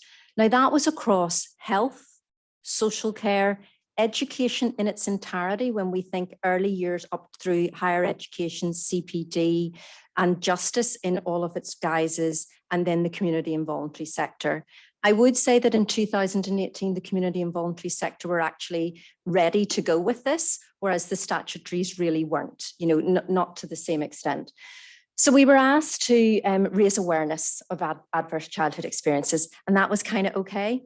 We were asked to raise awareness of the impact of adversities on child development, and we'll get to that in a moment when we talk about brain development. And then also to be aware of how we can build resilience. Because as I said at the beginning, this is about hope, opportunity. This is not about doom and gloom. Then we were asked as well, embed this in policy, procedure, guidance, strategy. That's harder. That is much harder. And that is where we are at now. Okay. But we looked at this from the perspective of, we have got all of the agencies, we are working across the system, and we can do this because we can go out, you know, really leverage where we can with, I don't know, a collaboration of the willing, coalition of the willing, whatever we want to call it. You know, some people are really evangelical. I'm probably quite evangelical about it, but it's really about how we could pull together every opportunity that we had. But also then, how were we going to do this in a way that fulfilled the evidence that we had asked Queen's to look at for us, because everything has to be evidence-based. So we had to look at this from an organisational change perspective. What did this mean in relation to SAMHSA, the 4 Rs, realising about traumatisation, about trauma, not re-traumatising, and how we were going to bring that into the workplace. But what did that mean for the individuals, not only as in terms of a working community, but also community in general? I would say that really where we want to be is in programme for government, and what gets put into programme for government will get done. I'm very conscious that we're having to talk about an outcomes delivery programme because we don't have a government. But you know what? Let's take the benefits, the opportunities that we have, and go with what we have and not wait. Because again, as Melissa said, every single one of us in this room can be the change, because we can do it not only in our professional lives, but in our personal lives. So what happened in Northern Ireland? We took the evidence base that Queen's had done for us. We divided that up in what we were looking at across the different parts of the system. And we said, okay, we will provide you with resources that you can train your workforce free at point of delivery. And we have done that in terms of developing level 1, level 2 training, train the trainer, and then we wanted to grow our own leaders. Because what we can't do is keep bringing people in and telling us what to do. Then we kind of get to the top of the hill and go, oh my goodness, I'm not really sure what to do now that everybody has left. We have to be able to do this across the system and build on it and nurture and be sure that we're doing this in relation to Northern Ireland and what is specific for us as well. I also was a wee bit jealous of Wales because they had their own animation and we wanted our own animation. So we have, and again, we were really pleased that we were able to bring together experiences of people in Northern Ireland and put that in. So what we've done is we provided, just to go back there, sorry, Melissa talked also about a trauma lens, and we've really wanted to promote what it is to work from that perspective, viewing things through a trauma lens. And that is the part of the training that we have. You maybe can't see it quite so well there, but using a trauma lens, we're really quite explicit about what that means. All the stuff's there to help you, to understand. And we really looked at that as to how can we sustain this. We were originally given in 2018 1.4 million as part of the Early Intervention Transformation Programme, which was funded cross-departmentally, but also in relation to Atlantic Philanthropies, which is hard to say, AP. And we were really fortunate to get that money from AP because that allowed it a certain degree of flexibility. But what that also meant was that we could look at things that were already in the system, such as the Solihull approach. We were able to buy licenses for that and look at how we could expand that, because this has to be sustainable when any kind of project work is gone. Otherwise, it just becomes another project. And so it has to be brought in and embedded. We also had to look at this from the perspective of, do we know if what we're doing is working? So there is also a transformation model that looks at evaluation in terms of that evidence base and how we commission and how we actually look across and in terms of benefits realization and outcomes accountability. It's a very boring model. Everybody tells me it's a very boring model. I know it is, but it is necessary. We were really, really fortunate in that people who had lived experience chose to share their experiences with us, and we will be forever indebted to them. That again was about, we didn't want to re-traumatize, but we really wanted this to be authentic. And we were very, very privileged to be able to do that. And we worked with the Northern Regional College for young people there to work with the people who were telling us their stories, to be able to record that. And again, that just spread that learning and that knowledge. And that was about young people speaking to other young people and being able to take that information forward. Also, we looked at what else is happening in the system. We don't want ACEs and trauma-informed training to be seen as something separate. You go and do your ACEs training, you go and do your TIP training, and then what do you do with it when you come out? This is about weaving this through our professional training and understanding for you to say, right, this is how I put it into my day-to-day. So we also had to then think about how are we going to manage this professionally, and all of the member agencies of the SBNI. So that's police, all of the trusts, probation board, health and now SPPG, not the Health and Social Care Board, but everybody took this training and has put it into, I'm not going to say it's mandatory training because I think that would be taking a step too far, but they've made that commitment to do the level 1 and level 2 training here. We also made a commitment to make that bespoke to what they needed. So if you go in now to Garnival for PSNI, you will receive a tailored ACE training over 23 weeks that is bespoke to policing. And then what does that mean as to how they engage with the rest of the system? And we've done that basically with all of our member agencies. So I'm putting that out there. If that's what the legal profession wants, that's what we can do. It is important that we don't give you such a generalization that you think, yeah, but that won't work for us. We can work with you in order to do that.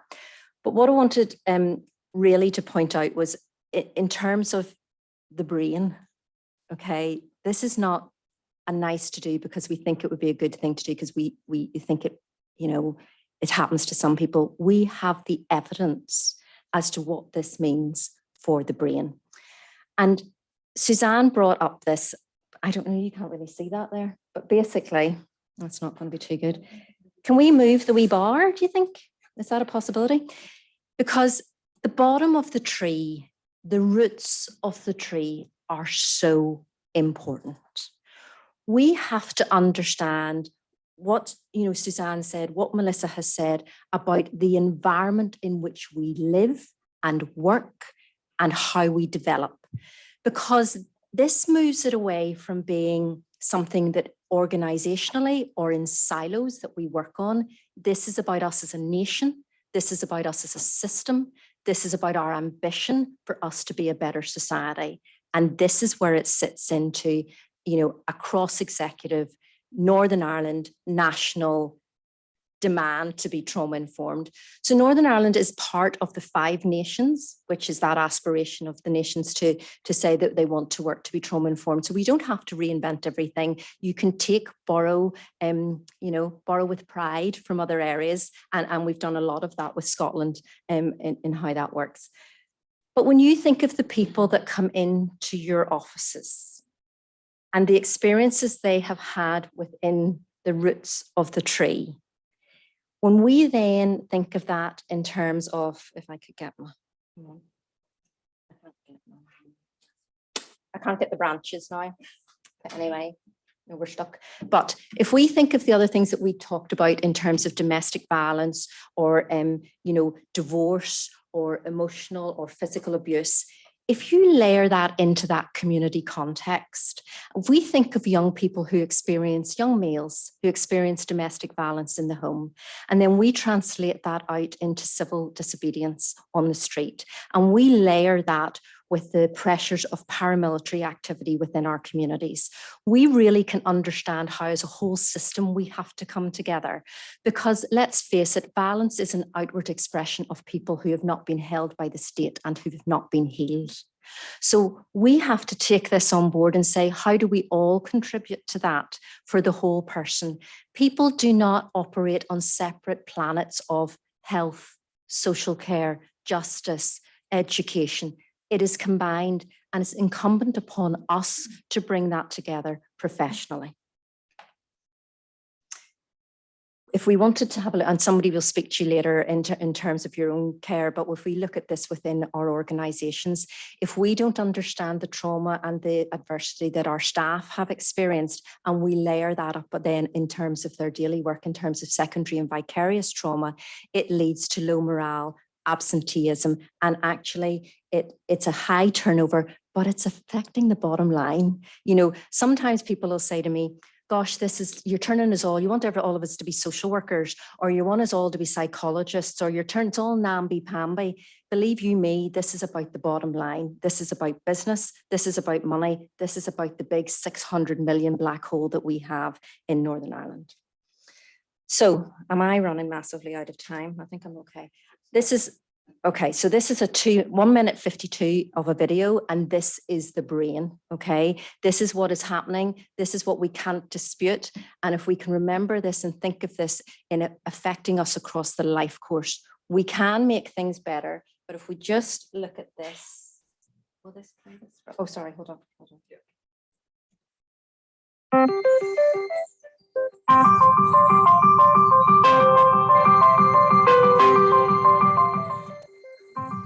Learning to deal with stress is an important part of healthy development.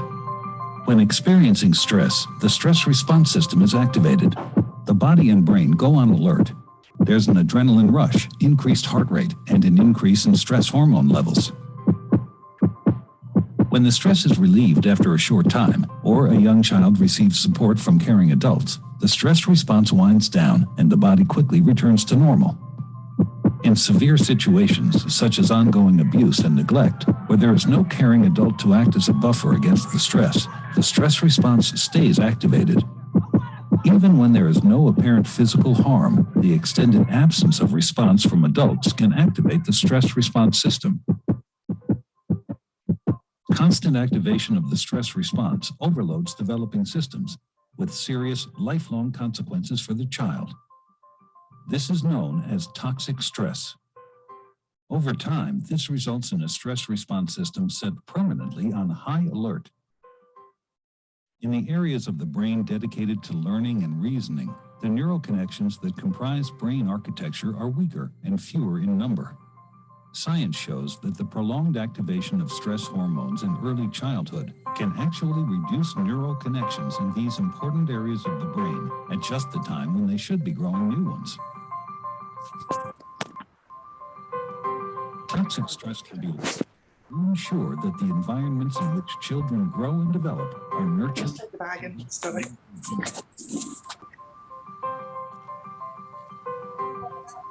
Yeah. Capital question mark 1, capital 2. Okay, so just really what I want to say to you is we spoke earlier about the impact in terms of looked after children, the experiences that they will have had and what that means for them. And we also understand about, they're disproportionately represented across the justice system in care and, really in everything that we do. What I would also say is we can mitigate this. ACEs can be mitigated. So if we look at an always available trusted adult, if anybody here goes and volunteers in anything, right? You might say you go and volunteer and you're coaching mini rugby or something, and there's the child that you think, oh my goodness, they're in my group. But actually that you might be the only person they get all week who actually gives them anything positive to say. Can you go and collect 5 cones? They bring you back 2. Yay, you brought me back 2. You're not going to say you didn't bring me back 5. You're going to say next week, let's try and get 3. That might be the only positive thing they get all week. We have to think about how do we take this into our personal life. So there's lots of opportunities for how we mitigate, okay? So we can be an always available caring adult, trusted caring adult, and we may never know. And that's okay. We don't have to know. We just have to make the difference. If you feel that you can overcome hardship against sport, and Chief Justice spoke about the importance of sport in your opening statement, and also about managing to be equipped to manage your emotions. If you do well, if you do poorly, you get up and you go again. You don't feel, oh my goodness, there is no hope, there is no opportunity. And being involved and connected, how are you connected to your community? How do you feel part of that? How do you feel valued? But I would also say that if we as a system, as a community and as a society do not hold our children, those who are providing negative influences also use these same 4 pillars to groom and abuse. So we have to get in there first. We have to do those good things. We don't want there to be a gap. I'd had a look at what you had said, and I think I work a lot with the Tackling Paramilitarism programme, and I chair one of their benefits realisation groups, and a lot of that then is about how we're supporting sport in the community, how we're looking at women leaders in the community, and what we're talking about in terms of getting in there early intervention in terms of children on the edge of criminality. And it's also about all of those relationships and how we put that into work. Also then again, but you got me there first in terms of the courts, but it's really about how we make that total connection across the system and how we interact as professionals. And I would urge you to listen to hear as opposed to listen to always responding, because otherwise you will miss something in the telling, in the body language, and in how we keep people safe. Also, you don't let your phone run down. Vicarious and secondary trauma, please don't let your cells run down. So otherwise you can't help anybody else. You're no use to anybody. This is the biggie slide in terms of those of you who are interested in the money piece. This is not just something nice to do. There's a huge impact for Northern Ireland in this. Professor Mark Bellis was kind enough to do this for us. Now, this isn't done with the level of, is it veracity, that would be done if it was, a proper study, but it's based on the studies he has done in North America and across Europe. And I think this is hugely telling when we relate this into the health harming behaviours and soothing behaviours that we see people do who have been affected by adversity. I will finish there on the key points, and thank you very much indeed.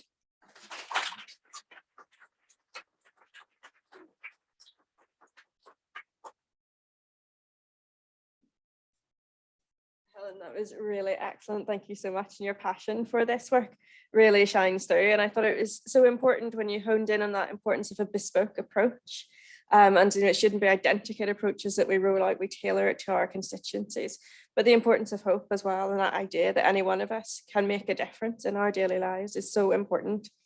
And so continuing on with that kind of emphasis on tackling both the root and the branches, but also thinking about a whole systems approach, I'd like to invite our next speaker this evening, Marianne O'Kane from the PPS. Marianne.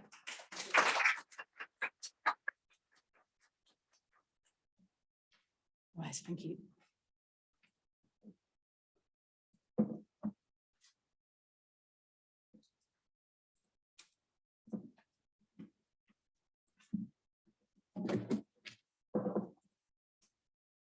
Well, I'll just make a start also while Declan's uploading that. Good evening, everyone.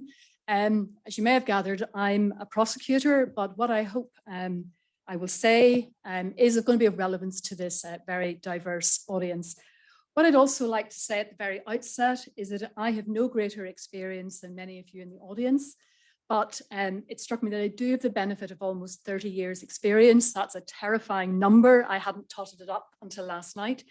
I have worked with the public in various roles during that time, from starting out as a solicitor in general practice, where I was representing defendants day in, day out, who had suffered greatly from adverse childhood experiences and multiple trauma, to several years in the compensation agency dealing with claims for compensation by individuals who had also suffered very directly from the impact of violent crime, to almost 20 years as a prosecutor working with victims, witnesses, medical experts, psychiatrists, judiciary, and so on, along with many other third sector colleagues. So I think through those types of experience that many of us in the audience will have, it is possible to gain rich insights into the impact of trauma on individuals and, sadly, as we would see, on succeeding generations. So when many of us do adopt the principles that Dr. Mooney set out in her presentation in our daily work in criminal justice, I do think that it often stems from just wanting to do the right thing by people, recognizing the trauma that somebody has experienced and showing them compassion and empathy in response, treating them in the way that we would want to be treated if we were in their shoes. So the concept and the language of trauma-informed practice is still an emerging one in this jurisdiction, but I hope that the insights from today's discussion will lead to a deeper understanding of what it means for our clients and help us to become much more intentional in the way we go about our daily business and in designing our service delivery. So why does it matter? Well, I recognize that for victims, even when we think we're doing a really first-class job, from the investigation of a crime by police to a prosecution at court and the aftermath of a case, or for some, the decision not to prosecute a crime, it can still be a brutal experience. It involves having to retell and relive events that we conventionally regard as highly traumatic, witnessing a murder, a fatal accident, being a victim of rape, suffering an act of domestic violence by the person that you love most in the world. Victims will see the defendant supported throughout the process by a solicitor, by one, sometimes two barristers who are usually publicly funded. They may wonder why, as the victim, for example, of a sexual offence, their phone records, their intimate medical records are being scrutinised by police, by us strangers in the prosecution service, and even worse, being disclosed to the defendant. Many of us are familiar with courtrooms. We probably even feel at home in that environment if it's our workplace, but we forget how alien and intimidating that environment is for others. Giving evidence is still a very frightening experience, and it must be very easy to feel very alone in this bureaucratic, legalistic, and very long and drawn-out process sometimes. And all of that is going on while the person is often coping with the consequences of earlier trauma and adverse experience in their lives, be that childhood abuse, social disadvantage, addiction, legacy of the conflict issues, and so on. And without perhaps the protective factors that many of us at least feel we have, which help us build resilience and cope with the impacts of daily life. So there is an urgent need to mitigate and reduce the adverse impact of the criminal justice process on our victims and our clients. And the point of all of it is that it should lead to reduced rates of witness withdrawal, better quality of evidence, where victims and witnesses feel well informed and more supported and empowered during the process. And that in turn should help reduce the societal cost and of course help improve victim and witness confidence in our ability to run an effective criminal justice system. So why does it matter for others? Well, I'll not rehearse it, it's already been discussed by Dr. Mooney, but in terms of offenders, up to 90% of young offenders have at least one or more previous traumatic experience in the form of physical or sexual abuse. And for prosecutors and service providers, if we do engage in trauma-informed practice, it should lead to better quality engagement with our clients and victims and achieve better outcomes, and should of course also mitigate the risk of secondary trauma. So Dr. Mooney has already gone through the main principles of trauma-informed practice, which I won't rehearse, but what I propose to do is look at some very practical things that are happening in the criminal justice system from a victim's perspective, which seek to deliver these principles every day. So I start first of all with the need to feel safe, looking at it from a process point of view. The obvious one that helps a victim feel safe is around bail conditions, actually restricting the movements and activities of an offender so that they feel safe and secure. When they come to court, there's the provision to apply for special measures for vulnerable and intimidated witnesses to help them give their best evidence. And that can range from achieving best evidence pre-recorded examination in chief to giving evidence by live link in hearings, to the provision of registered intermediaries to help those who have difficulty communicating and telling their story. There are also provisions for witness anonymity, both those witnesses who may be at risk, and provisions to protect the identity and protect the names of individuals being published, for example, victims of sexual offending, where we want to ensure that their privacy is protected. We've recently seen a change in the law, which has delivered a change to the the prosecution process by which there's now an abolition in the giving of oral evidence at committal. So that means it protects a witness from potentially having to give evidence twice and be cross-examined twice during the prosecution process. And there are a raft of ancillary orders. I won't rehearse them. There's also a raft of acronyms, as you can see, but commonly restraining orders, protection from harassment orders, serious crime prevention orders, a host of measures to protect the individual. And sometimes it's very simple things that help somebody feel safe and secure, and that might just be the matter of a court familiarization visit so that before they have to give evidence, they get their bearings, they know what lies ahead, and they feel a lot more confident when they actually enter the court environment. You'll see some numbers in brackets, which I'll refer to shortly. In terms of helping victims feel safe, obviously it's very important that the surrounding environment also inspires confidence in them. Examples would be the Rowan Sexual Assault Referral Centre, and that's a bespoke facility in the grounds of Antrim Hospital. It's open round the clock, year round, and that's where victims of sexual assault can be medically examined, but also make their ABE statement to police at that same location, which is much less austere than a police station or a typical hospital environment. And the Chief Justice has also referred to remote evidence centres. We have 2 at the moment and a new one opening soon in the city centre. But that allows a range of witnesses to give evidence by live link from a facility that is remote from the formal court environment. And again, for witnesses who might feel very daunted and frightened by actually going to Laganside Court or Craigavon Courthouse, they enter an environment that is somewhat more comfortable and, as Melissa was describing, just somewhat less austere than the very formal court environment. And again, I'm not going to go through all the entries in the slide in view of time, but sometimes it's very simple things. It's just a witness, a victim wanting to know that they can wait in an area that is private, that they're not going to encounter the defendant on their way into court or in the lavatories or anywhere else. In the lift in Laganside is a real issue for a lot of people. There are only 2 lifts up and down, and people don't want to find themselves trapped in the lift with the perpetrator or the defendant in the case. And obviously we do have a range of support services at court to make sure that there's exchange of information and emotional and practical support when an individual actually has to come to give evidence. The next domain then that Dr. Mooney referred to is around the trustworthiness of, in this instance, in victims, in the policies and procedures and practices that we all exercise. And most important is that victims are treated in a sensitive and respectful way. And that really shouldn't be a big deal. It should be in line with our organizational and personal professional values. But it can also be embedded through events like this, where we are reminded of the importance that this is actually people, defendants, everybody just wants to feel heard. They want to have their voice listened to. For victims, one of the biggest concerns they have is just actually knowing what is happening. So in terms of operationally, we do try to be very transparent around our processes. We have a published code for prosecutors. We've published policies and other public information.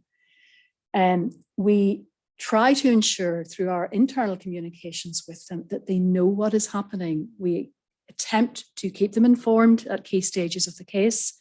We explain the reasons for the decisions when we take a decision not to prosecute. There is a right of review of our decisions, which is also explained, and we offer the opportunity for meetings where individuals want to come and talk to us and better understand why we have taken the decisions we have. We also hope that we're transparent in our complaints handling, and we have an independent assessor of complaints to intervene when an individual is not satisfied with the way we've handled it. And we are very transparent also when it comes to engagement with the media, politicians, and responses to FOI requests and so on. And if we get it wrong, we are open to say we got it wrong. We don't hide. We are absolutely straight with people, with the media, with victims, and so on. And on a slightly different tack, one of the big issues that builds trust and actually can cause mistrust amongst victims is when we don't do what we say we will do. And by that, I mean police and prosecutors and everybody in the system. And one of the biggest issues for victims is their phone. So it is routine now in many cases that a phone is seized at the point a crime is reported. It is interrogated. That can take a long, long, long time. And often an individual just wants to know, I've got my phone back. You took it, you promised I'd have it back. I haven't, where is it? So sometimes it's not the big stuff. It's actually just doing what we say we will do. Choice.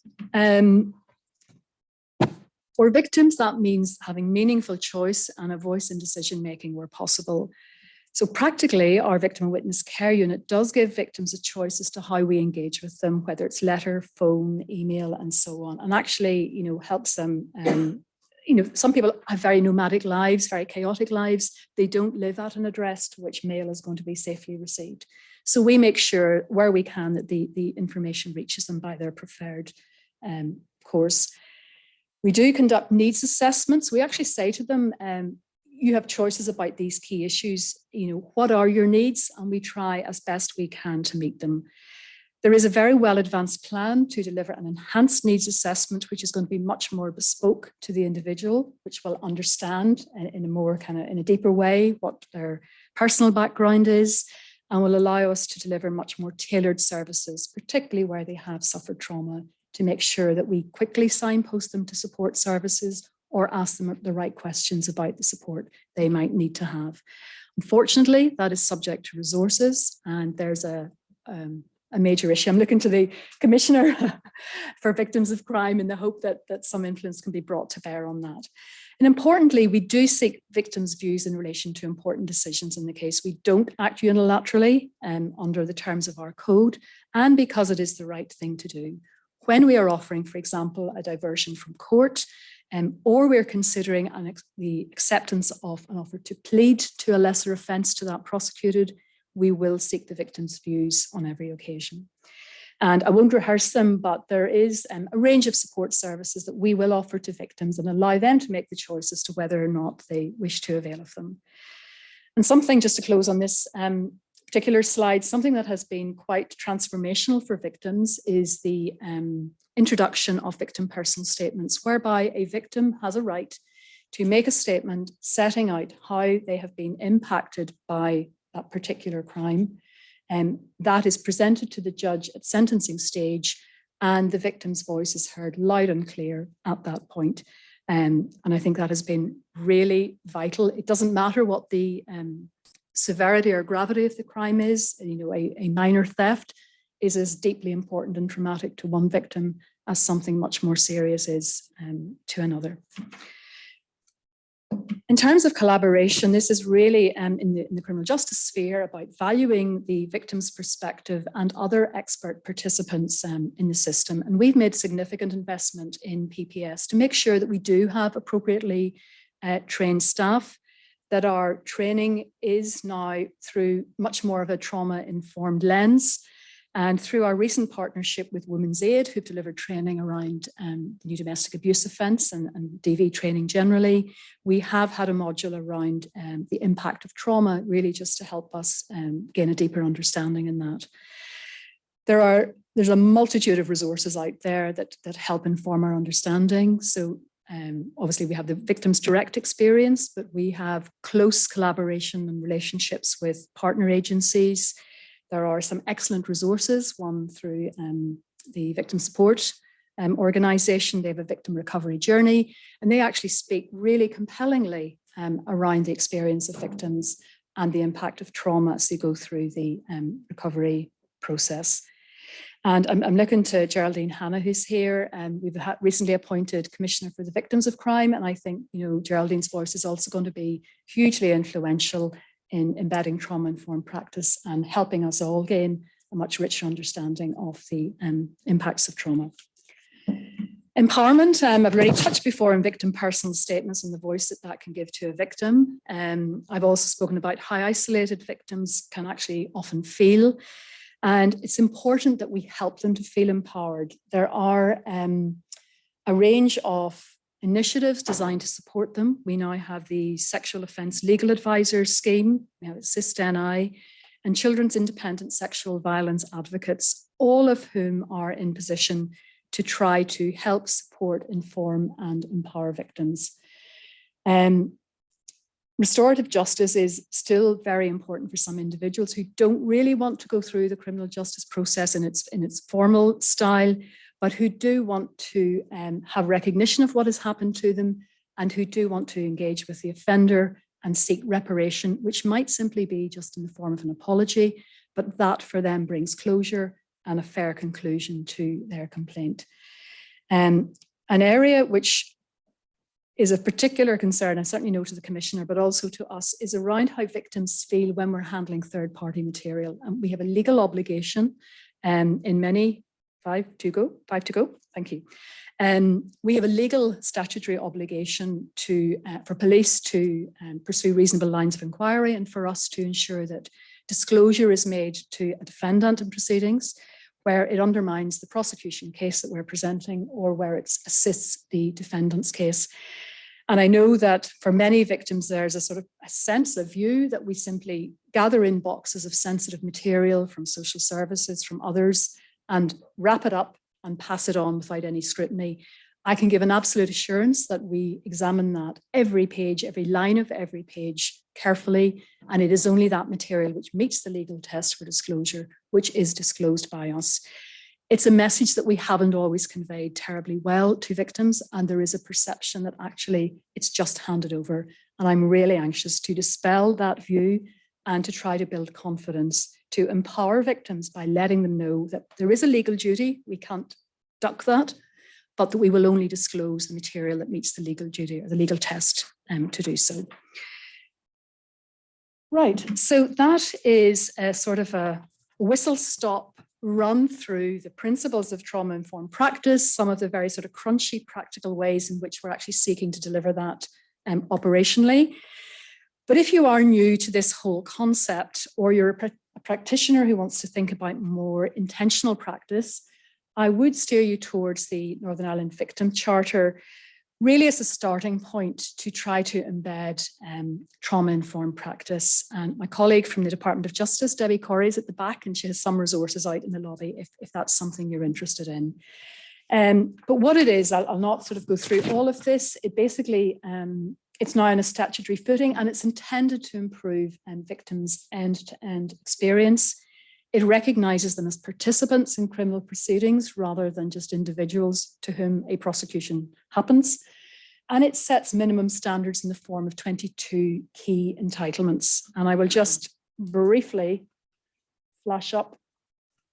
Oh no, they're going to come individually. I'm so sorry. I'm going to have to. Oh, I didn't want 22 animated boxes, but I'll quickly whiz through and I'll stop to let you have a look at the last slide. Okay, so for example, number 13, to be able to make a victim personal statement to the court. 17, to be protected from contact with the alleged offender. 21, deal with people who are trained in contact with victims. So these are a set of 22 minimum standards that we under statute are actually obliged to deliver together with other organisations. And what I've done, if for those who have an interest at some point in going back over the slides, what I've done is mapped these 22 entitlements back through the various activities in the criminal justice system. And you can start to see how the ambitions and entitlements in the Victims' Charter is actually very nicely aligned to the principles of trauma-informed practice.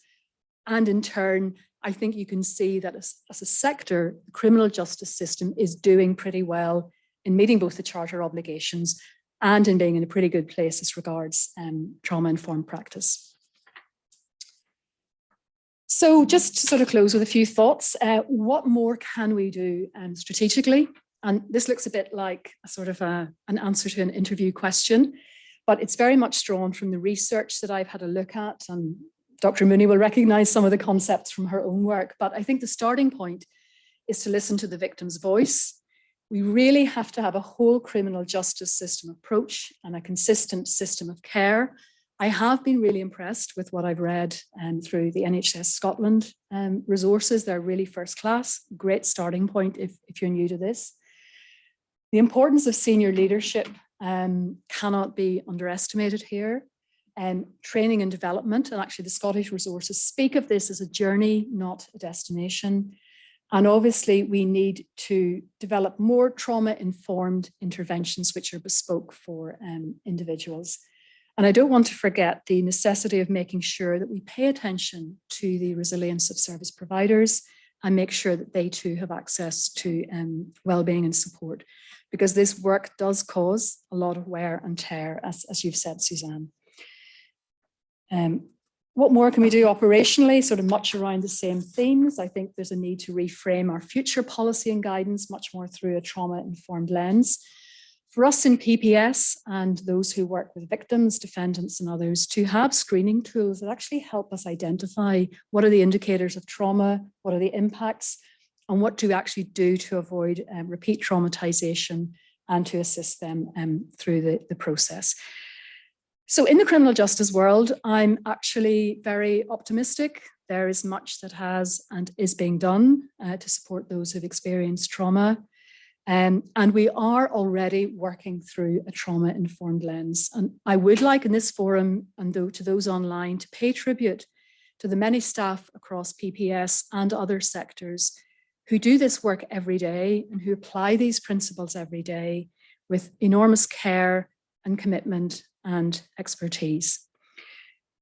So in closing, I will just leave you with the words from Claire Hockey, who's the Scottish Minister for Mental Health, which resonated with me. Sorry, can't quite see them. But really she's saying, we want a country where people aren't blamed or punished for adverse experiences beyond their control, where a survivor is made to feel shame or stigma for trauma. We want a culture where people experience empathy and kindness and are empowered to access the services they need to support their recovery and to build or strengthen trusting relationships with others. Preventing and mitigating the impact of trauma and support for recovery is part of our fundamental human rights. Thank you very much.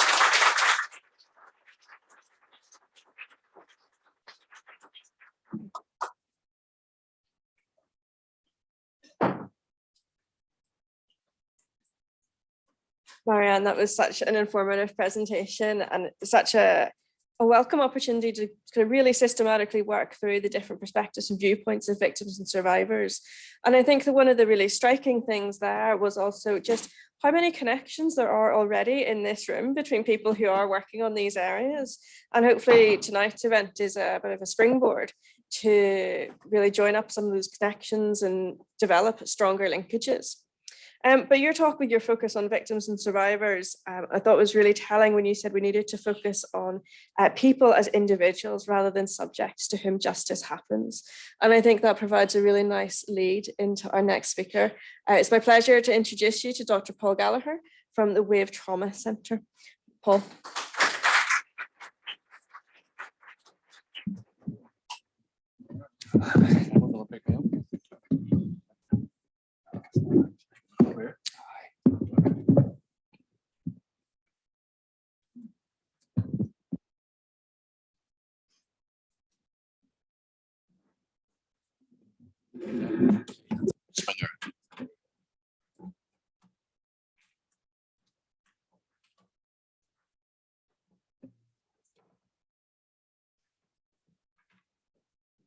Everyone. Great to be able to follow on from a lot of great speakers there, and you've really set it up for me and done most of the. I don't want to be really reiterating everything you said, but it's no, thank you very much.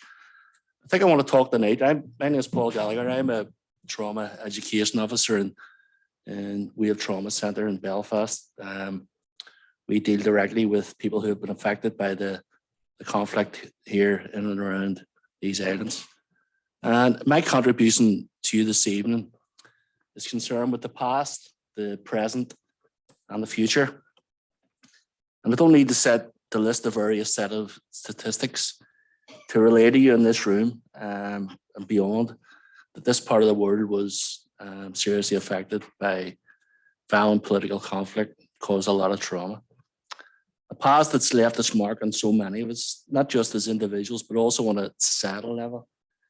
And this trauma has continued into the present and will inevitably affect our future. Trauma, as we or may not know, is highly political. Just as people have had to fight for recognition under the law for human rights and for civil rights, those affected by trauma have had to fight for recognition and for support for their trauma. But the question we need to ask is, what are they really fighting for? At We Have Trauma Centre, we understand that they are fighting to be healed. Trauma, as we've heard already, affects the individual first and foremost. Trauma, in its literal meaning, is a wound. It's a wound to the brain, the body, the psyche. It affects the way we feel, the way we think, the way we behave, the way we interact with others. Trauma also shatters our assumptions about the world in which we live. And it's been said before about how it affects children. As children, we're brought up to believe that the world is a safe place, just place, that people are benevolent, that will be looked after when things go wrong. But trauma tears at the core of these assumptions. This is something we see every day at WAVE. Trauma, however, is not simply characterized by the things that have happened to us in the past, the events, the incidents, the bombings, the shootings, the intimidation, the fear, the horror, the division, the lack of connection, and the insecurity. Trauma is our response to all these stressors. As individuals, though, we all respond differently. However, because these traumatic events were so pervasive in our society, what we see within WAVE are very common responses across the board. So in this sense, we see people who are stuck in the trauma response, stuck in fight, stuck in flight, stuck in freeze, stuck in flop. We see individuals who feel silenced, ignored, invisible, invalidated, stigmatized, labeled, disconnected, shamed, full of self-blame, full of self-guilt for even thinking about moving on. And while it may be easy for some to look on in judgment and ask why people haven't moved on, as though it's some type of individual flaw, we who work alongside those affected know that this is wrong, that it's much more complex. And as I said earlier, trauma is a political problem, it's a societal problem, but it's also a legal problem. And for many of our clients, their trauma is about the law. It's about justice, truth, and accountability. It's about recognition. So the law, or more to the point, the legal system, has been said, has forever been problematic for victims and survivors. So after a troubles-related incident, the law invariably enters our lives. First, really on the scene would be police. Then, if there's an unlikely event of an investigation and a prosecution, the lawyers come in, they'll have the court case. Those representing the victims and their families, and those representing the offenders. This can be very traumatic, as has already been touched upon earlier on, people in courts and whatever else, but the whole process itself. Delays can also be disempowering. Much of this comes from the defence, but also the prosecution service has been at fault here as well over the years. And take, for example, the 30+ case files from Operation Canova, which are still waiting to be brought forward. Again, for many of our clients, this was not an experience that they look back upon with fondness. Moreover, when we look back to the adversarial compensation system that were put in place to provide some sort of support for clients, they were even worse. And I could rhyme off a litany of derisory payments that were doled out to victims over the years here. But I'd be here all night. And gender issues were a particular problem when it came to compensation, where according to the Victims Commission, many women would have accepted the first offer, only to find it later on. Maybe the next offer would have brought it up by 30% or more. We could also talk about the degrading way the compensation system compelled some people who were the most seriously injured to strip down to their underwear in a small windowless room at the back of the Belfast High Court, while barristers pored over them with measuring tapes, measuring their scars, as though they were pieces of meat. Such practices were only recently phased out. These were some of the scars that the system added to the already deep physical and psychological scars of our violent past. And these scars have been further deepened by the ongoing failed attempts by politicians to implement previously agreed and well thought out processes that deal with the legacy of the past. There's no need to go over the various proposals in this room because these are well versed in them, I'm sure. Suffice to say that these delays again have caused ongoing trauma for many of our clients. And we know that this trauma has already been passed on to the next generation through transgenerational trauma, or what Cheryl has recently termed haunting. And this is profoundly wrong. And these people need closure. And I know some people don't like the word closure and that it's a platitude, and I get that. How can one have closure for the loss of a loved one, for the loss of life's opportunities? But what I mean by closure is that we need to be able to help these people to close off a part of their lives that has been forced upon them by the system, by successive governments. People need to be released from these unwanted stressors. So ideally, victim survivors of the conflict should already have been given answers, given their Article 2 rights and compliant investigation, given the recognition they deserve. But instead, many have been trapped in this cycle of traumatisation, in a system that will never alleviate their concerns. When this happens at a societal level, it inevitably transfers down to the individual level, where they've been effectively silenced, told to go away, denied, and repressed. And this has led to so many experiencing complicated grief. So let us think for a moment on the families of the disappeared who are long-term clients within WAVE. Many of them have spoke about being frozen in their grief while their loved ones were still missing. They were stuck. They were experiencing what is known as ambiguous loss. Now, this refers to a loss that has no clear endpoint. For example, and most obvious, there was no body to grieve over.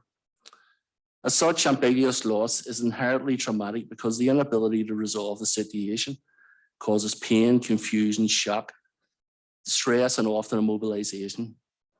And so this ambiguity, coupled with loss, creates a powerful barrier to coping and grieving.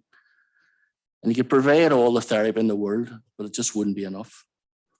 The same can be said for many of those families who still seek answers from our legal system. They've also been prevented from properly grieving for decades, and they too become stuck in this trap. Yet so many are committed to seeing this through to the end. When parents and siblings die, the next generations take up the mantle, and they'll never give up. And that's why when we look at this new bill going through Parliament, the Northern Ireland Troubles, Legacy and so-called Reconciliation Bill, it's a travesty of justice in my eyes and in many others' eyes. And that's why this bill, which shamefully seeks to snuff out that tiny bit of hope the victims' families still hold on to, cuts so deep. In fact, in this past 2 years, we have witnessed an upsurge in self-referrals for people seeking psychological help, and this is new referrals for new people and existing clients as well.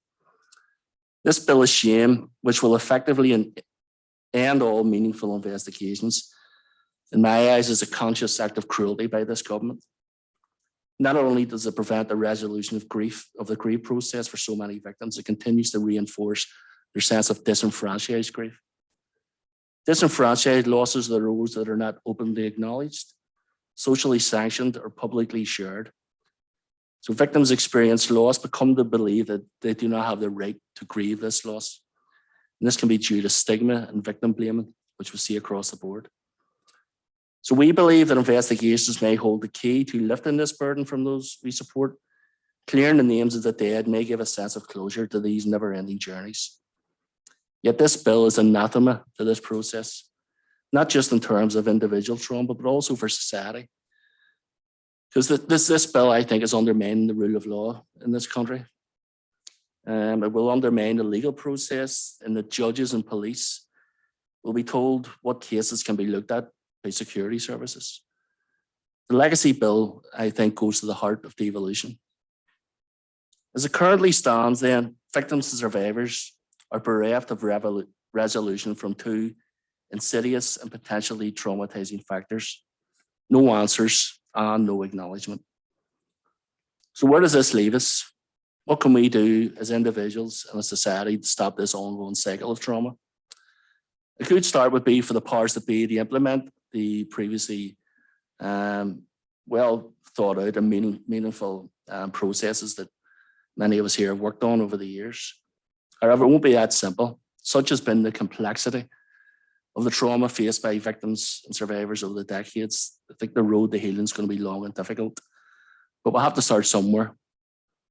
The way if we approach the issues holistically, we give our clients a series of options. So for legacy support for engagement with the legal system, we provide advocacy services.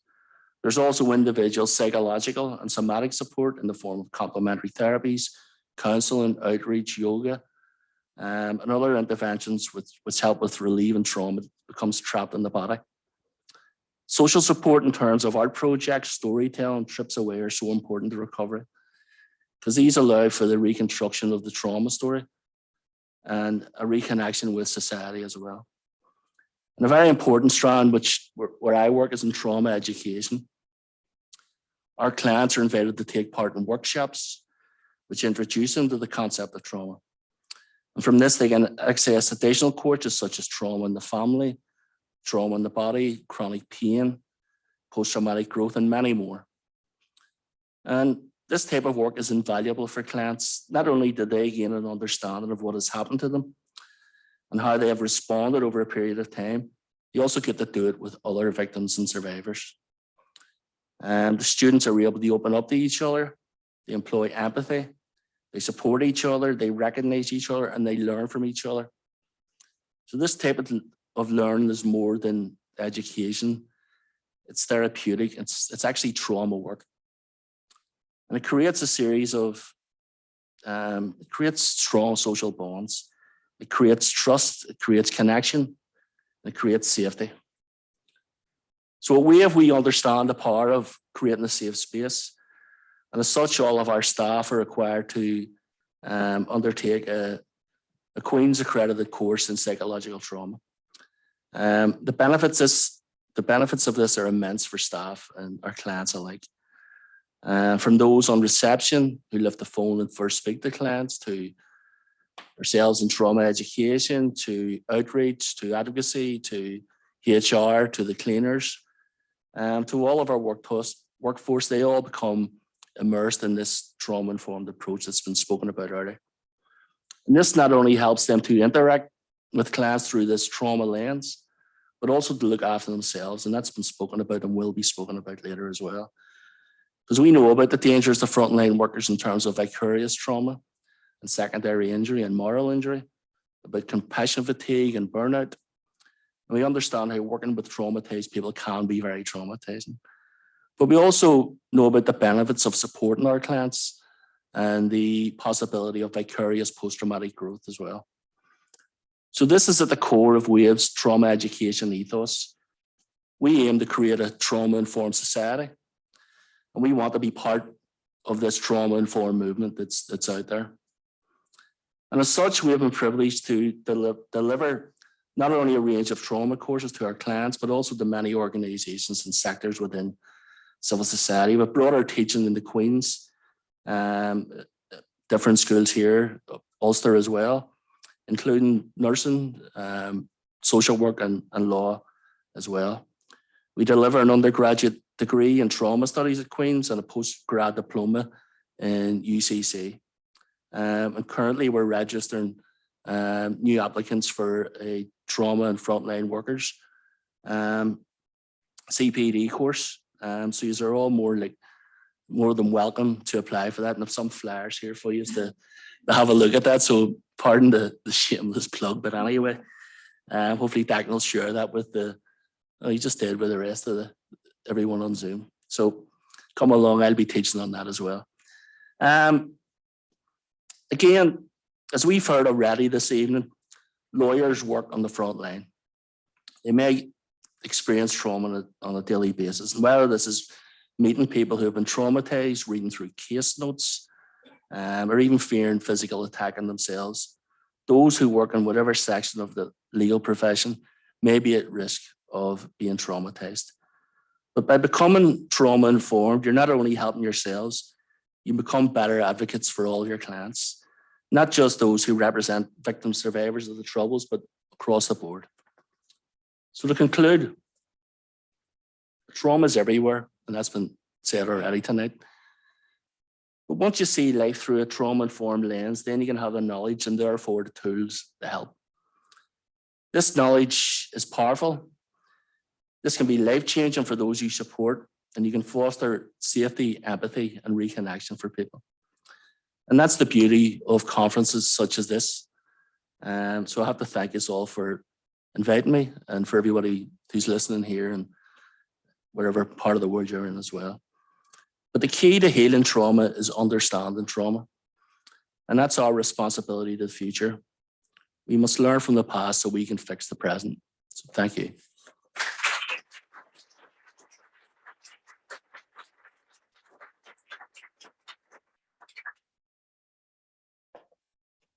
Thank you so much, Paul. That was a brilliant presentation. It's always a privilege to listen to you and to hear about the work that you're doing personally and through WAVE. And I would wholeheartedly support Paul's non-shameless plug to pick up a flyer and perhaps register your interest at the end. But before we move to a brief period of Q&A, we just have one more presentation this evening. And it picks up on a theme that all of our speakers have actually made reference to, and that is the fact that trauma does affect everybody, and dealing with these issues can be wearing, it can be challenging. And so we have a short video from an organisation that I'm sure a lot of you are aware of, Law Care, and Niamh Warnock. Niamh couldn't be here tonight, but she's done a very short 5-minute video just to tap into that. So I'll ask Declan to put it up because I will be sure to mangle it.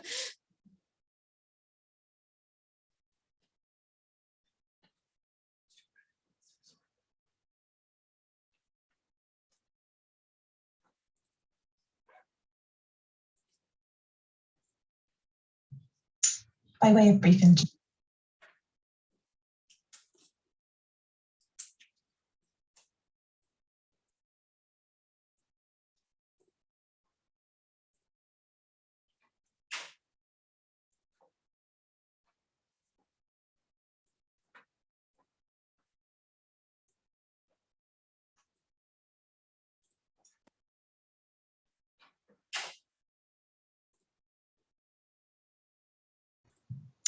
By way of brief introduction, my name is Niamh Warnock and I joined Law Care as Support and Volunteer Coordinator earlier this year after working for 14 years in private practice in Belfast.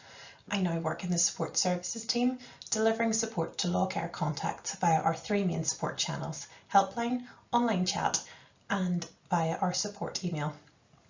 I was delighted to be asked to take part in the Trauma Informed Legal Practice Conference today, as we're working really hard to spread the word about Law Care. I am really focused on ensuring that more people in the legal sector in Northern Ireland understand what we do, who we can support, what support we can give and when. We really want everyone working in the legal sector to know that we're here, that our services are confidential and that they can contact us anytime they want. The aim is that by the end of this brief presentation, you should have a better understanding of what Law Care can offer and know where to look for information or support should you need it yourself, or indeed to help you to be able to direct friends, colleagues, or even family members who work in the legal sector to us should they need our support. At Law Care, we promote mental health and well-being, best practice in legal workplaces, and drive cultural change through education, training and practice. We're a registered charity and have supported over 10,000 legal professionals for over 25 years. We're here to help those working in the legal community the whole way through their career. We support everyone in the sector, from law students to those completing their professional studies, trainees, paralegals, support staff, solicitors, barristers, and even judges, the whole way through their career to retirement. We can also provide emotional support when needed to concerned friends and family members of those working in the sector. We are funded by various bodies such as professional bodies, but are completely independent of them. This is really important for our contacts to know. We report nothing to our funders beyond basic statistics. For example, X number of contacts in 2022 were trainee solicitors or were aged between 21 and 35. We want people studying and working in the profession to know that when they contact us, it will be in confidence. We understand that everyone has both physical and mental health, and we firmly believe that we all need to take time to look after our mental health in the same way we would look after our physical health. When our mental health isn't at its best, we're not so well equipped to cope with things that come our way. We know that when we're feeling good, it's much easier for us to be productive and to do our best work. As you will see from this slide, our contacts discuss a whole range of issues when they contact us at Lawcare. We appreciate that there are often common personality traits seen throughout the legal sector, and we come across many individuals for whom these traits may from time to time cause them issues. For example, those with high personal goals, who may be perfectionists but also have their own inner critic knocking their confidence and from time to time making them doubt their own abilities. You might in fact recognise some of those traits in yourself. And it certainly isn't unusual to encounter others in the sector who are perfectionists and who ruminate if they think they've made a mistake. When they reach out to us, they're often really glad to hear that they're not the only person who's felt that way, and they're certainly not alone. So, although stress and anxiety do feature for many contacts, we also hear from people with a whole host of wide-ranging issues. We would like everyone to know and understand that if they're working within the sector, they're very welcome to avail of our services and contact us with any issues that they're facing or working through, whether they're related to work or to their personal lives. We know that some people might worry that what they're facing isn't in some way severe enough or serious enough, perhaps thinking that others have it harder, so why should they reach out? However anyone is feeling, their feelings are valid, and if they're causing them concern or distress in any way, we're here to listen and to offer emotional support. We provide a safe, confidential space to talk through things and can also signpost to other agencies if needed. We really believe that it is better to call when an issue is just starting out and to seek support before matters escalate and perhaps get to a point where they might feel overwhelming. Our trained volunteers and staff are ready and waiting to take those calls. So, if you're having a tough time for any reason, how can we help? Firstly, in relation to support, please be assured that if you contact us via helpline, online chat or support email, we won't ask for your roll number or for details of your workplace, and you don't have to give your name if you don't want to. If you decide to contact us, you choose how much information you're comfortable with giving. We're able to provide, in some circumstances, ongoing support via our peer support scheme. Our peer supporters all have legal practice experience and may also have been through difficult times themselves. They can offer ongoing one-to-one support, friendship and mentoring. For example, we might receive a call from a contact who has suffered a personal trauma which has affected their mental health. They're finding it difficult to focus and manage their workload now they're back at work. And we may then in turn reach out to our bank of peer supporters to see if anyone has a similar experience and may be successful in connecting them. Someone else may contact us because they're battling addiction as a result of vicarious trauma or PTSD that stems from matters they've dealt with in the course of their work. They may mention that they have support in place from family and also professional support via GPs and counsellors. But what they really need is the emotional support of someone who understands those additional pressures of having to deal with ongoing struggles whilst working within the legal sector. We might be able to connect them with a peer supporter who successfully maintained stable positions within the sector whilst also battling similar personal issues throughout their career. Although we can't promise we'll always be able to connect our callers with a peer supporter who has had a similar life experience, we will try our best. However, from time to time, peer support may not be the most suitable option for some of our contacts, and what they might need is professional support. In certain circumstances, we will be able to provide funding for counselling through our additional support fund. This can at times assist those who may not otherwise be able to access counselling or therapy. This fund might help someone who knows that they would benefit from the ability of being able to choose a counsellor that can support them over a series of sessions to deal with their issues. In addition to those resources, we also have a huge amount of information on our website. You can filter by topic or by resource. So for example, if you were to go to the website and choose to filter by the topic wellbeing, you would find a podcast about looking after your digital wellbeing, an article about how to avoid overwhelm, and another about practicing self-compassion, together with some info sheets with things like top tips for email management and time management. That's just an example of one of the topics we have on offer. We have numerous other topics to include workplace, working from home, or if you're worried about someone else. As I just mentioned, there is a huge amount of information and numerous resources available on our website which are updated frequently. Please do take a look and check them out. You will also see information about our Life in the Law research piece, which was published at the end of 2021. It's certainly worth a read, as prior to this piece, little research had been done at a profession-wide level across the UK. We've been able to use the outcomes of this survey to shape our strategy moving forward. In relation to mindfulness in the law, Lawcare has supported this group since it launched in 2018. If you keep an eye on our website and social media, you will find out information about any upcoming events which are completely free to attend.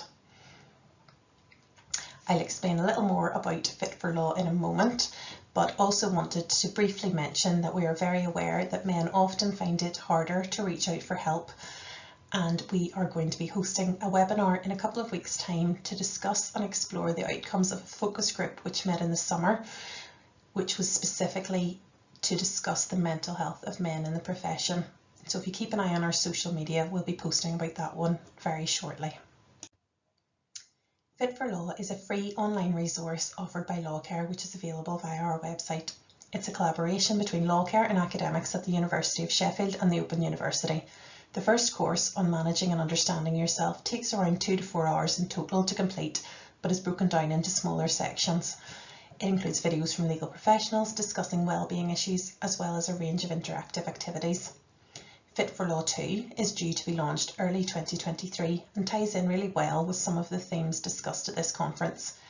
It's aimed at providing training in aspects of legal practice relating to themes of emotional competence and professional resilience, in particular in relation to relationships with others throughout the course of the work that you carry out, whether it be with your colleagues or with your clients.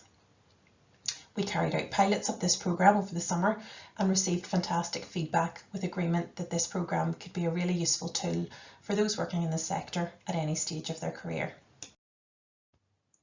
If you would like to find out more, please do think about signing up to our monthly newsletter, which can be done online. This will keep you up to date with everything we've going on, including letting you know when new resources such as episodes of our Legal Mind podcast are added to the website. Following us on social media channels will also help keep you up to speed with what we are doing.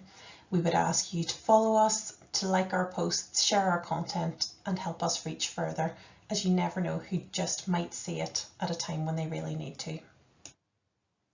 Finally, I've included details of our support channels, when they're available, and how you can contact us. You can email our support email at any time, and we'll aim to answer within 48 hours during the working week. Or phone our helpline Monday to Friday 9 to 5, or reach out via online chat Tuesday, Wednesday or Friday 9 to 5. That can be done via your phone or your computer. Just click on the button on our website. Many thanks for listening.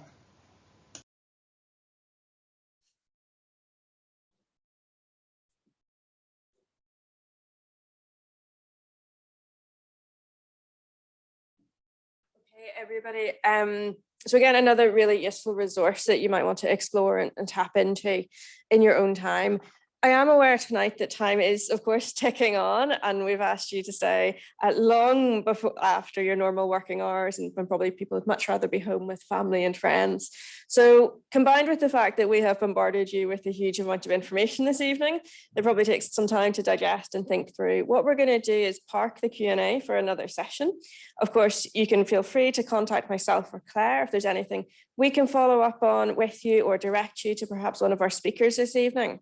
So we will leave that for another day. And what I'm going to do now is just hand over to Janice Spence from the Law Society and Gillian McGackie from the Bar Council, who are going to offer some closing remarks.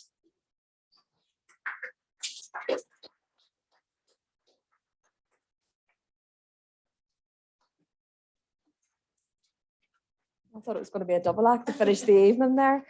Thank you very much for your warm welcome. I am here tonight as a representative of the Law Society, but I'm also, as many colleagues will realise, a long-term, very long in the tooth family practitioner. So quite a lot of what was said tonight certainly rang true with me. I would say that I would like to speak first of all on behalf of the Law Society, and then if you would just allow me a minute to speak as a practitioner, just 1 minute. The Law Society of Northern Ireland, of course, recognises that its members need to be alert to the impact of trauma on both their clients and their colleagues. It's vitally important that solicitors, who are usually the first point of contact, do not further harm vulnerable clients when asking them to tell their story to us. And when we ask our clients to repeat that same story again to our colleagues at the bar and to other experts. Upskilling and the development of our own understanding of trauma, therefore, must be available to allow us to effectively help our clients communicate and ultimately minimise any re-traumatisation.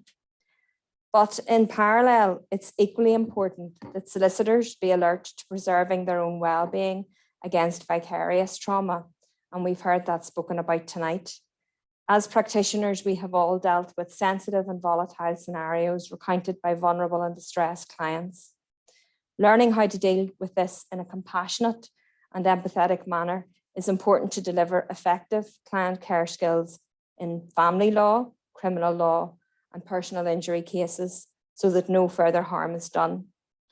The conversation this evening has commenced thoughts about improving experiences for all in the justice system, and taking these concepts forward can improve our practices. The Law Society is very interested in crafting further presentations on this theme to assist its members. Now, as a practitioner, I do work in the area of family law, and I would say tonight, and I do want to emphasise, not only to the colleagues who I know are behind me on the screen, but to those of you in this room, we are extremely lucky in Northern Ireland to have a very strong, caring, and empathetic family law practice. I know of many colleagues who are already practicing trauma-aware practices. Many of these pointers set out very kindly by Melissa earlier on this evening are already being used here. Perhaps more could be used, and certainly my own practice would benefit from that. And interestingly, as I was sitting listening to all of the speakers tonight, I thought over my day today and the people that I dealt with. From this morning, the mother who has been controlled throughout all of her marriage by her coercively controlling husband and is now very worried about where the next penny is coming from by way of maintenance, to the very young mother who this afternoon in the High Court lost her children to the care system and who is now set on the path of addressing her trauma to get her children returned. And then finally, and which kept me slightly late, to the elderly lady this afternoon who's going through the traumatic divorce and is worried about her retirement and her finances. Each client has been adversely affected. Did I deal with them all in the best way that I could have? Probably not. I think I've plenty to think about as well. And finally, and it is finally, our role, I think, we should be calling ourselves first responders. We are. Solicitors meet the client on the first occasion. Very often the client is telling their story for the first time. We need to be able to develop our advice to our clients in a positive way and in a way that reinforces that life could be better. And as Paul said just not so long ago, this makes you a better practitioner if you see life through the lens of trauma. It certainly has given me a lot to think about, and thank you very much for all of your contributions.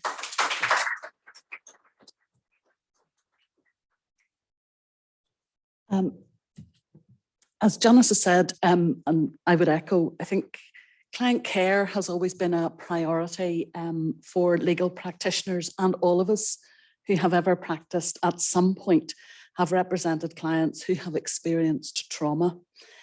And our speakers today have confirmed what many of us long suspected, which was that understanding what a client may be feeling makes us more compassionate as lawyers. But today we've also been given an insight into the science of trauma and how understanding that science can make us more effective advocates for our clients. We realise there's no magic bullet that's going to fix our clients because, to be blunt, it's not our job to fix our clients. We don't have the skills and the experience to do that. But our absolute role is to support them as they navigate their litigation journey through the justice system and help make sure that they are not re-traumatised by that experience. We've heard today that trauma-informed legal practice or trauma-informed practice is a journey and not a destination.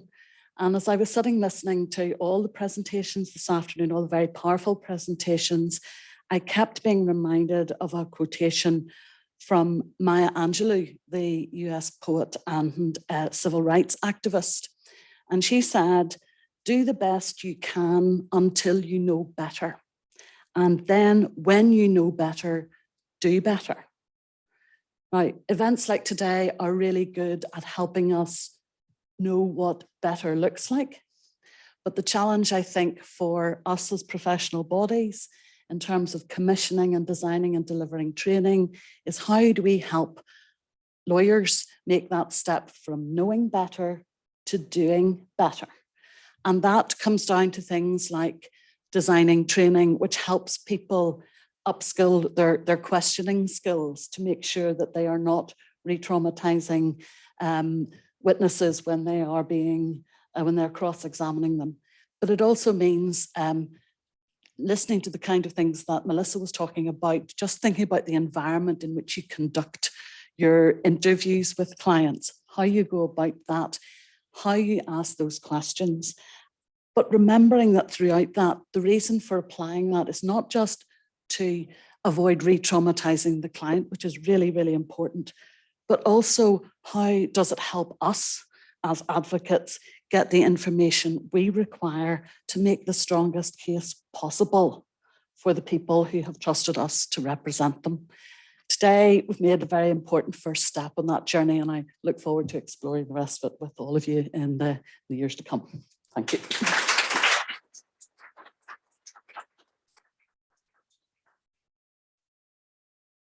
Thank you to you both. I don't think there's anything left for me to say. I think that was the most perfect conclusion for this evening. So just before we leave, I'd like to thank all of you for giving up your evening, but also your interest in this most important area. And we hope to re-engage with you and others to take some of this work forward in the future. Most importantly, thank you to our speakers who have so generously given up their time and their expertise tonight and for sharing such wonderful work that they're doing. Also, thank you to Claire, who's been the driving force behind tonight's events, and to my team, my colleagues here at Queen's who don't appear on the screen, but do so much behind the scenes. That's Susan Burton, who does all our finance, Declan, who's doing all the IT, and Richard, who's doing all the photography. They make these events happen. So thank you to everybody. And we will leave it there tonight.